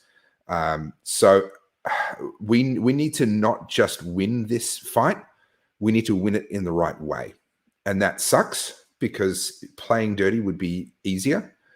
But we have to be realistic about the future that we're creating after we win this fight. And we have to make sure that that's actually the future that we want our kids to grow up in, and the political system that we want our kids to grow up in. Okay, Topher Field, did you watch the interview with Paul Monk in regards to Dan Andrews and his dealings with China? Yes. I'm struggling to keep this lit. I'm just going to knock the ash off. I'll finish that after the slow chat. So Dr. Paul Monk is actually a friend of mine. He reached out to me after my very earliest TOFA videos, and we've been in touch ever since. Met up and had coffee a bunch of times, etc. So Dr. Monk was an ASIO analyst, their chief analyst, the Australian government's chief analyst on China. So it was his job to take all the information that was being fed in to ASIO, to assimilate it, to make sense of it, and then to make recommendations to the Australian government with regards to China. So if anyone knows about China, it's Dr. Paul Monk. He was supposed to be my guest for tomorrow's slow chat. Unfortunately, for personal reasons, he's postponed that by a week. But I'm looking forward to having him on because he is literally the man when it comes to China. So it's very, very clear that Daniel Andrews has engaged in some pretty shady dealings with China and the Belt and Road Initiative, the BRI, as they like to call it. And it's very, very clear that he knew that they weren't all above board in his behavior around how he engaged in those activities and the nature of the contracts that he signed and the secrecy around the contracts that he signed, etc. So no, I did see the interview. I won't reiterate it here, but I will be having him on for slow chat hopefully next week, all going well. But China is the elephant in the room, if I can call it that. And when we get through all this COVID stuff, unfortunately, we're not winning this fight to then have a perfect world. There's other things that are happening around the world right now. Not to forget the Murray-Darling Basin Authority and the irrigation and the absolute destruction. I nearly used some very colorful language. The horror that is the Murray-Darling Basin, which is something I've been talking about for 10 years, and I cannot wait to get back to because I think it's a super important issue for this country, but I can't get airtime for it at the moment. So there's a lot of other issues that we need to be talking about, we need to be looking at. Okay. Topher, do you think this fight can actually be won? I think it can be won. That doesn't mean it will be won, and that's why I talk about Plan B. I am going to do everything that I possibly can to win this. I love Australia, and I don't say that glibly. I really, really love this place. I've called it home all my life. I've been in Victoria since I was 2. My family came down from New South Wales. And so as far as my life is concerned, my memories are concerned, I've lived in Melbourne basically all my life. I've traveled a bunch, and I used to get back from traveling and tell people the more I travel, the more I like Melbourne. You know, the more you see of the rest of the world, the more you realize how lucky we are here in Melbourne. And to see what's been done to Melbourne in the last 18 months, I mean, you know, lots of things that aren't right have been being done over the decades, but nothing as dramatic as this. And to see what's happened in the last 18 months is really heartbreaking. And my wife and I, for the first time in our lives, and we never thought about this. I mean, my wife's family history in Victoria goes back 5 generations in Victoria. You know, and our thought was always that we would live in Melbourne, we'd travel lots. We both enjoy traveling. We were going to travel, see the world, introduce our kids to the world, travel to places rich and poor, and always come back to Melbourne. Melbourne was always going to be home. And for the first time, we've reached the point earlier this year where we looked at each other and said, well, I asked her, I said, are you okay with us not just moving out of Victoria if we lose this fight, but actually moving out of Australia, moving somewhere where English is not their national language, because I think a lot of English-speaking countries are facing the same problems that we are. And actually not just moving there for a while, but growing old and dying and being buried there. And our children marrying locals from that country, and our grandchildren growing up calling that place home. Are you okay with that? And we've both come to the place where we don't want that to be the case, but we're okay with that. Because as much as I love Victoria, the truth is I love what it was. I don't love what it's becoming. There's that saying, I think Ronald Reagan used it about the Democrats in the US. I didn't leave the Democrats left me. And I would say I didn't leave Victoria left me. Victoria stopped being the place that I loved and became something else entirely. So can it be won? Yes. Yes, it can absolutely be won, and it's going to require a lot more people to get involved, and this is months at a minimum. We are months away from victory at a minimum. But I think it can absolutely be won, but I don't think it's there. I don't think there's any guarantee. There is no guarantee. This is the problem with living in history instead of reading about it in a book. You read about history, you can skip to the end of the book and see what happens and see whether they lived happily ever after or not. We're living in history. And there is quite a dangerous psychological tendency that humans have, this normalcy bias, that when things deviate from normal, there's this assumption that it's going to return back to normal at some, look, yeah, it'll get back to normal. We'll get back to how things were at some point in time, but life doesn't work that way. It's linear, and there is no default position. And in fact, Australia is very, very far from the average. If there was a default position for mankind, freedom is not it. Freedom is not man's default position. And there's a very real possibility that we are actually heading towards a protracted period of time. Look at, Cuba fell into communism. 50 years later, they're still there. Venezuela, decades, moving away from communism and looking at just fascism, dictators, and economic collapse. Look at Zimbabwe. Look at what South Africa is going through right now and where they're headed right now. You look at China with their not the Great Leap Forward, their Cultural Revolution. You look at the Bolshevik Revolution in Russia. I mean, these are things that people were, these revolutions happened. The countries were plunged into some form of dictatorship, and people were born, lived, and died under that dictatorship before it finally collapsed. Right? And so to sit here and say, oh, it'll just go back to normal, it'll be fine, we just have to stick it out and then things will be right. I'm sorry, that's a historically naive perspective. We need to fight like hell, because if we don't, then I guarantee you we won't win this. But even if we do fight like hell, there is no guarantee that we'll be the ones that actually win this. And that's why I talk about Plan B. It's not a popular thing for me to talk about. People don't want to hear it. but we need to have our eyes open. We need to be very aware of the fact that this actually isn't, freedom is not actually a default position that this country is automatically going to return to. It just doesn't work that way. Kate says, what is a good country or a safe country to disappear to? I don't have a direct answer to that because it depends so much on you. All I'll say is I'll repeat the advice that I gave to my niece, which is it's probably not an English-speaking country, right? The entire Anglosphere is facing a lot of the same issues that we are. I think the US has an advantage that they're not disarmed the way that the entire rest of the Anglosphere is. And as ugly as that may get, if they actually come to a civil war, people, when I talk about gun rights, and I had one person have a go at me. They're like, "Oh, but if the people are armed, you'll end up in a civil war." I said, "Yep." And if the people aren't armed, you end up in genocide. We see that happen plenty as well. So I think the Americans have an advantage of being armed, but at the same time, have a look at their federal government. I mean, that thing is freaking terrifying. The power that it has. It can just trample people's rights. Sure, they've got a Bill of Rights. Try actually upholding it in practice when someone's kicking down your front door on a drug raid and you go, "Oh, the Fourth Amendment says you can't do that." Well, good luck to you, right? So the entire Anglosphere is in trouble.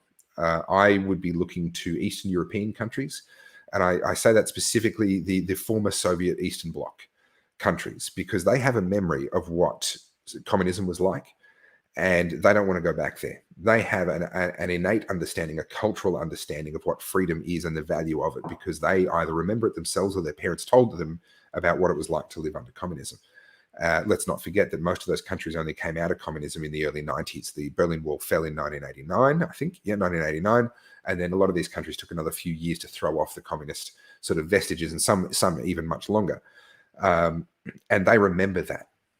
And so they have that cultural memory. The other places that I'd be looking at are places where they just don't have the money to oppress you in the same way.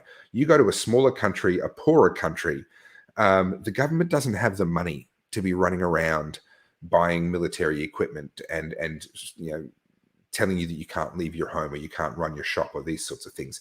I'm personally looking in the Caribbean. That's personally where I'm looking, and not just the Caribbean islands, but also the Caribbean coast of Central America. Those are the areas where I'm personally looking, and I've got my own priorities around what I'm looking for. Is it low taxation? Is it low regulation? Is it high levels of personal freedom, etc.? I've got my own priorities. You'll have yours.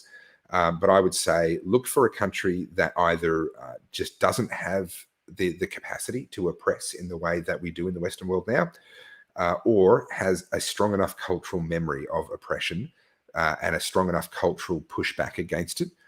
And those are probably the best places to start looking, but don't expect them to speak English. They're not going to be English-speaking countries. Okay. Sky Ads, can you please get me a link to that? I haven't seen it. Can you please message my page with a link to that? Someone else mentioned it earlier. They may have put up a link, but I didn't see it. And I'm not going to go back through all the comments. So if you could send me a message with a link to that, I am dying to see it. There's lots going to Mexico. Yes, there are. Mexico has a lot of advantages in a lot of ways. Playa del Carmen, which is on that Caribbean coast of Mexico, is one of the interesting places, more attractive places. It's more expensive than a lot of Mexico is, but it's also more kind of westernized, and we can find a lot more of the sort of amenities that we Westerners have sort of come to expect. Do I need dual citizenship, then dual passport? Or a second passport? I mean, okay. Getting out of Australia is actually the hardest part in this. A place like Mexico, a place like Dominican Republic, a bunch of these other sort of countries, a number of Eastern European countries, they will give you a residence permit. It's not a passport, but they will give you a residence permit if you just have a bank account with, some of them it's $20,000, some of them it's $50,000. But if you can actually show that you've got a little bit of money behind you, which for them, that's a lot of money. For us, it's not an unachievable amount of money to have. Particularly if we sold up everything we owned in Australia. There's a lot of people that would be able to put that much together, not everybody. But if you show up there and you say, I would like a residence permit, here's proof of my bank account, or don't literally show up, you go to their consulate, then you can get a residence permit to a lot of these countries without needing a second passport. Getting out of Australia on only your Australian passport is a little bit more tricky. Getting out of Australia at the moment is most easily achieved if you have a second passport and you are telling them that you're leaving for good. All right, those are the things that will give you the highest chance of actually being allowed to leave. The very fact that we have to talk about being allowed to leave your own country is freaking scary. But if you do have a second passport and you can show a decent amount of savings in your bank account, then you should be able to get residency in any one of a number of different countries relatively easily. But you'll need to do research on where you want to go and which countries will allow you in. Okay, so Peter Clay says David Limbrick posted the Real Ructions appearance on Fox News. Excellent. I will go to David Limbrick's page after this and I will watch that because I am looking forward to it. Carrier says, I hear defeatism. No, I'm fighting tooth and nail. If I was a defeatist, you would not know my name. I wouldn't have bothered. I wouldn't have done anything. I would have just looked after my family and we'd already be gone. That's what defeatism would look like. I'm fighting like hell, but I'm not delusional enough to think that I live in a Hollywood movie with a guaranteed happy ending. It's just not how the world works.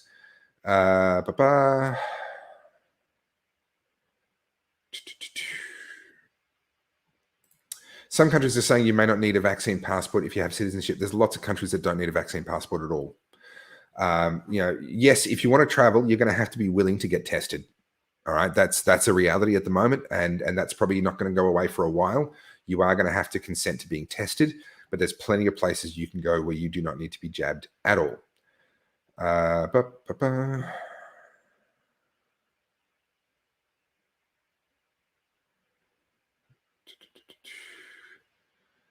never felt more happy or safe than when I've been in a poorer country. Yeah, oftentimes, we mistake wealth with happiness, and that's a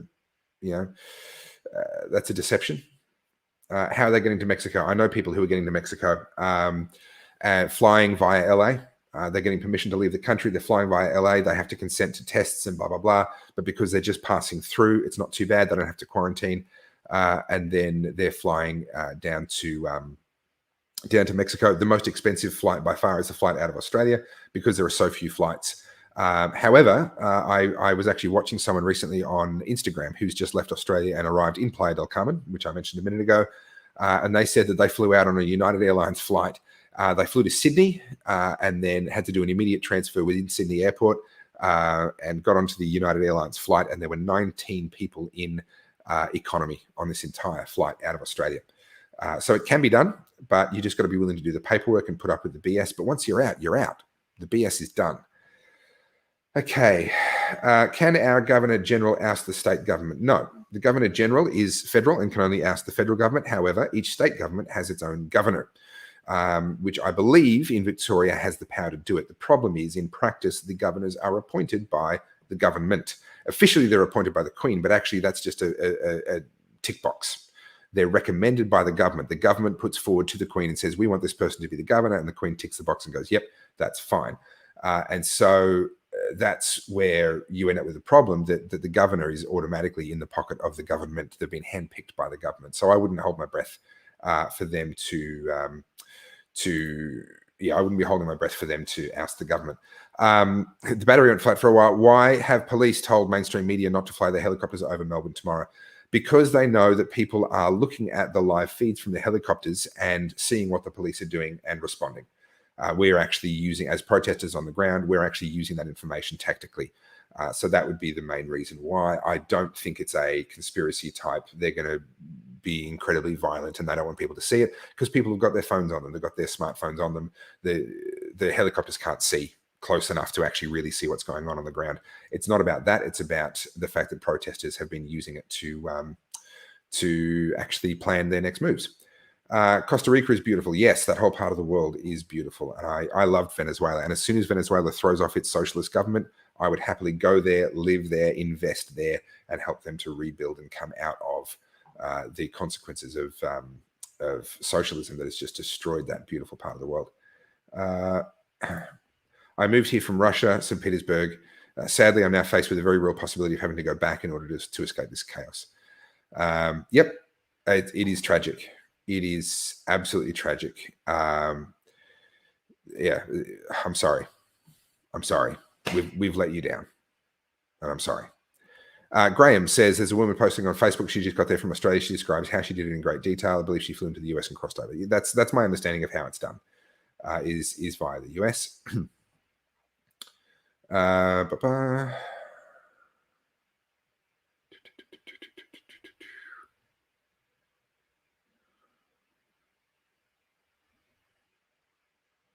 Yeah, okay. So, oops. Sorry, it's not the one I was aiming for. Yeah, police know that if viewers of helicopter footage can see a large crowd, then additional protesters are more likely to turn up. Absolutely. When do I think the state of emergency will actually end? Do I think they'll try to drag it into 2022 so that protests are essentially banned ongoing?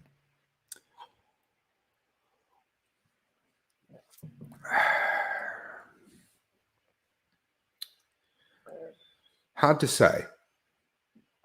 You've got to think about it not in terms of what's right, but in terms of what gives Daniel Andrews the highest chance of clinging to power and boosts his ego the most.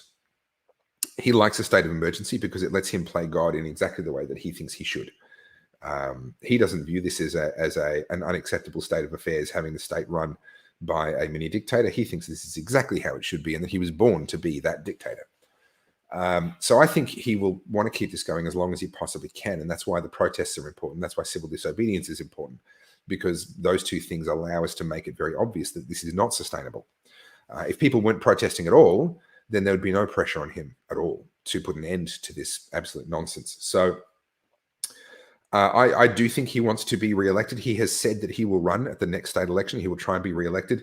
I was surprised to hear that, to be honest. I would have thought the smarter play would have been to save us all from COVID and sometime early next year declare the COVID emergency over and that he's stepping down from politics at the end of his term, and therefore kind of go out on a high and forever be able to say, aha, see, I saved Australia, I saved Victoria from COVID, aren't I wonderful? But he's made the decision to go again. And to me, I think that's his hubris. I think that's his ego speaking. He wants to not only have saved Victoria from COVID, but he wants us all to stand around and applaud in the form of voting him back in as premier so that he can prove to the world that he's the most popular guy and he was right and all the rest of it. I think there's a lot of hubris in that decision. It's going to get very difficult for him to win an election in November 2022 if the state of emergency is still ongoing. The conspiracy theorists among us like to say, aha, he's going to extend the state of emergency and actually try and ramp up things so that he can bring in martial law so that he doesn't have to have an election. I'm not there yet. I think that's a bit of a far-fetched scenario. Having said that, I think the whole scenario we're living in is far-fetched. And if you'd said it to me 18 months ago, I would have dismissed it. So I probably shouldn't dismiss that possibility. But no, I think he's going to find himself under increasing pressure because of the changing public opinion, because of the protests, and because of growing civil disobedience. He's going to find himself under a lot of pressure. He has, let's not forget, only a couple of weeks ago, he finally relented from this COVID zero fantasy, right? Which is a pretty seismic shift in policy. We haven't really seen it affect the lockdowns and the harshness of the lockdowns and things yet, but he's come out and acknowledged that we're not getting back to zero. That's a pretty significant shift. He is now trying to get vaccination levels up high. And I think that's so that he has an excuse to start walking back some of this stuff. I think he knows that the tide has turned against him. Now he needs to find a way of reducing this stuff that doesn't leave egg on his face. He can say, aha, I saved you all. So, for example, getting vaccination levels up to a given threshold, and there's a ridiculous roadmap that he put out, he can then say, see, I'm able to give you back your freedoms. What a sentence that is. I can give you back your freedoms because we've achieved the things that I said we needed to achieve, and I've saved you all. So I think that's more likely to be how it's going to play out. We're going to see this relentless campaign of intimidation and coercion to get people to get vaccinated, because that's his ticket to walking this stuff back without losing face politically. I think that's what it's about now.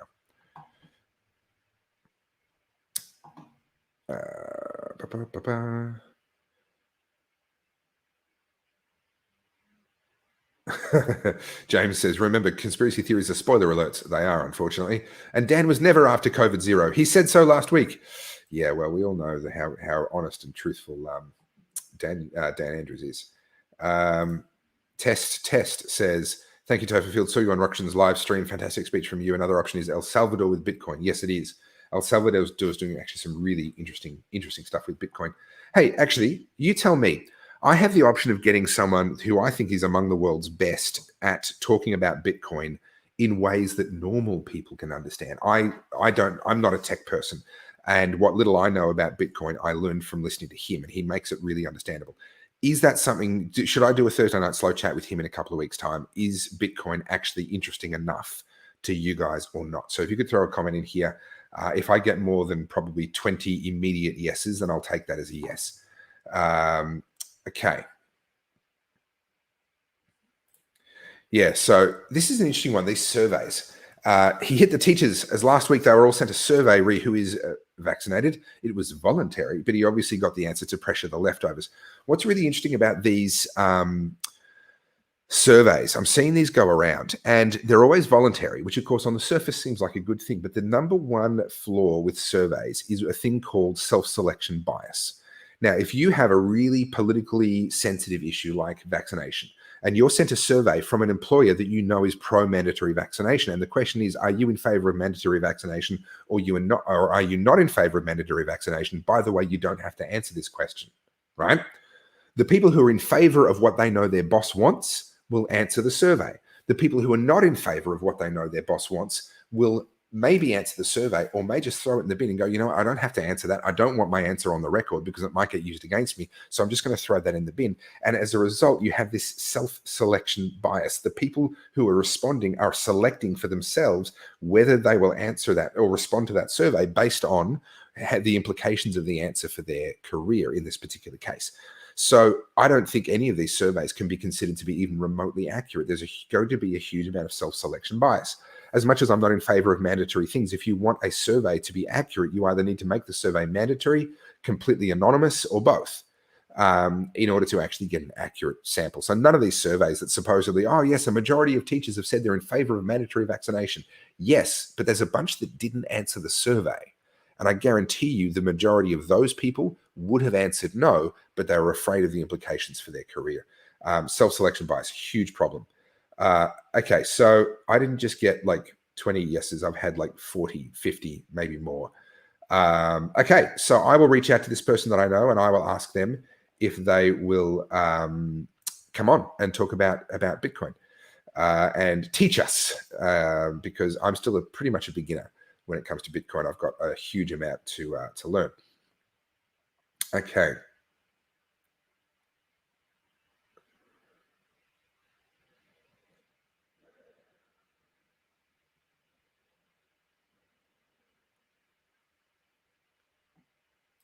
Yeah, so this is the problem. I answered the whole survey as prefer not to say, which is fine. I understand why you would do that individually, but as a collective, what that means is that the results of that survey just end up not being accurate. Okay.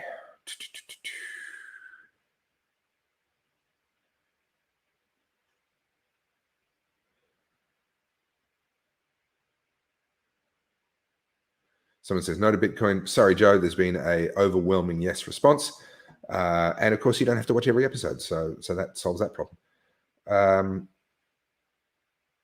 Okay, so good. All right, I'm just going to check the last of the comments here, answer a few final questions, and then I will call it a night because I'm pretty tired after today. James says mandatory surveys work really well. That's why I have a pile of 2 census forms and 3 unopened warning letters on my dining table. Yeah, and I'm not a fan of mandatory anything, so I don't like a mandatory survey. However, I would trust the results of a mandatory survey a lot more than I would trust the results of a voluntary one. Neil says, have I seen footage of brown uniformed police? No, I can't say I have. Is South Australia a better place to live? The problem with moving to other states has been highlighted. A lot of people left Victoria for New South Wales and for Queensland during 2020, and a lot of them are now regretting that decision because, let's be honest, the whole country is headed in the same direction. Daniel Andrews is leading the way, but the whole country is headed in the same direction. We need to stop Daniel Andrews, and in so doing, we'll probably actually stop it for the entire country by stopping him because he's the worst of all of them. But leaving for another state has not worked out very well for most of the people that have done that. Having said that, it has worked out well for a few. There's some that are in WA or in the Northern Territory, and they don't need to cross state borders. And so it's kind of fine for them. They're not locked down. They don't have to cross borders.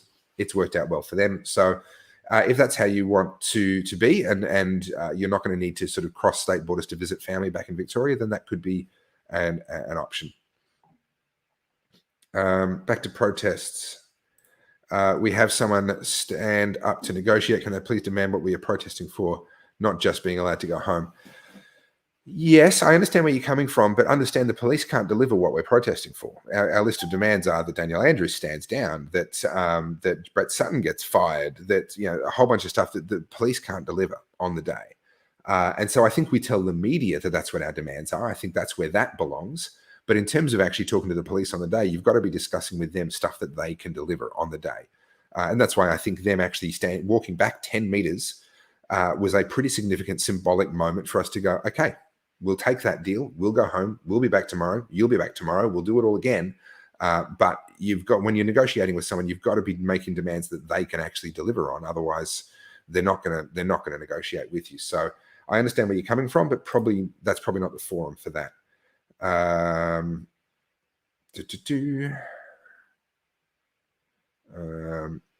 Okay, just going down.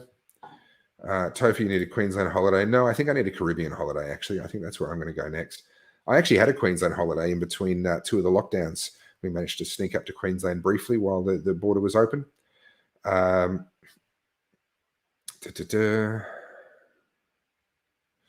Okay, Lee, this is an interesting one. What has happened in the last 18 months must have had its foundations laid a long time ago. Where did the rot start in our country and when? I'm not in a position to really comprehensively answer that question, but I think your point is a good one. What we've seen in the last 18 months and what Daniel Andrews has been able to do to us is a symptom. It's not actually the root problem. It's a symptom. The problem is, as I've expressed it before, we have had it so good for so long that we've become fat and lazy, and we've forgotten that this is not how the world normally is. The world is not normally as prosperous as we are. The world is not normally as free as we are. Historically, that's been true, and even right now around the world, that's true. It's not normal. And these cliches that we cringe at, oh, freedom isn't free. Oh, yeah, heard it 1,000. Yeah, there's a song about it. Yeah, okay. Well, yeah, but that's actually true. Ronald Reagan's speech about how freedom is not passed on in the blood. It has to be fought for and protected and passed on to each generation. And if we don't do that, then we're condemned to spending our twilight years telling the younger generations about what it used to be like when we were free. That's exactly spot on. And we lost sight of that because for a while there, it felt like freedom was free. For a couple of generations in Australia, we really didn't have to do a lot to maintain our freedom. And so all of the safeguards that were in place, all of the limitations on state government's power, emergency powers, anti-terrorism laws, a whole bunch of stuff was able to be brought in to keep us safe. And all the red flags were ignored because we sat there and went, no, but we're a free country and we're a wealthy country and it's all fine. We got fat, we got lazy, and now we're paying the price. So that's why I said earlier on, I don't know how long you've been watching, but that's why I said earlier on, we don't just have to win on this COVID stuff and get rid of all of that. We then need to carry that momentum in to stripping back a whole bunch of this other stuff that's been brought in over the last 40 or even 50 years to actually get back to the point where this can't happen again. This isn't about just unwinding what's happened in the last 18 months, because you're absolutely right. The rot set in a long, long, long, long time ago.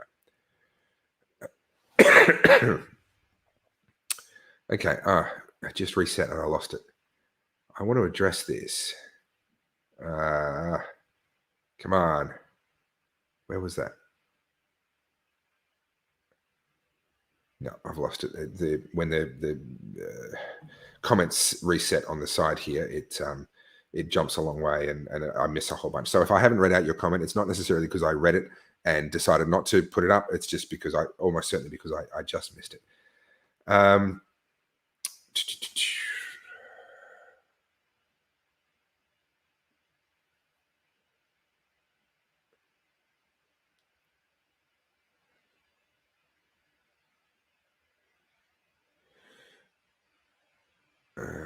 Okay. Look, there's a lot of good questions there, but I'm fading. I got to be honest. I'm pretty drained after today, and it's just gone 10 o'clock. So I think I'm going to call it a night. But thank you very much for joining me. I really appreciate it. If you do want to support my work, then subscribestar.com/tofufield. You can do that. It's completely voluntary. There is some extra exclusive content there, but not a lot. I'm not going to lie to you. There's not a huge amount there. It's just the stuff that I can't safely post to my Facebook page. So it's mostly about certain medications and other things that would get me banned off Facebook if I kept on posting it. So really, if you do want to go there, subscribestar.com/Topherfield. It is just a case of doing it because you want to help me continue doing what I do, which would be gratefully accepted and much appreciated.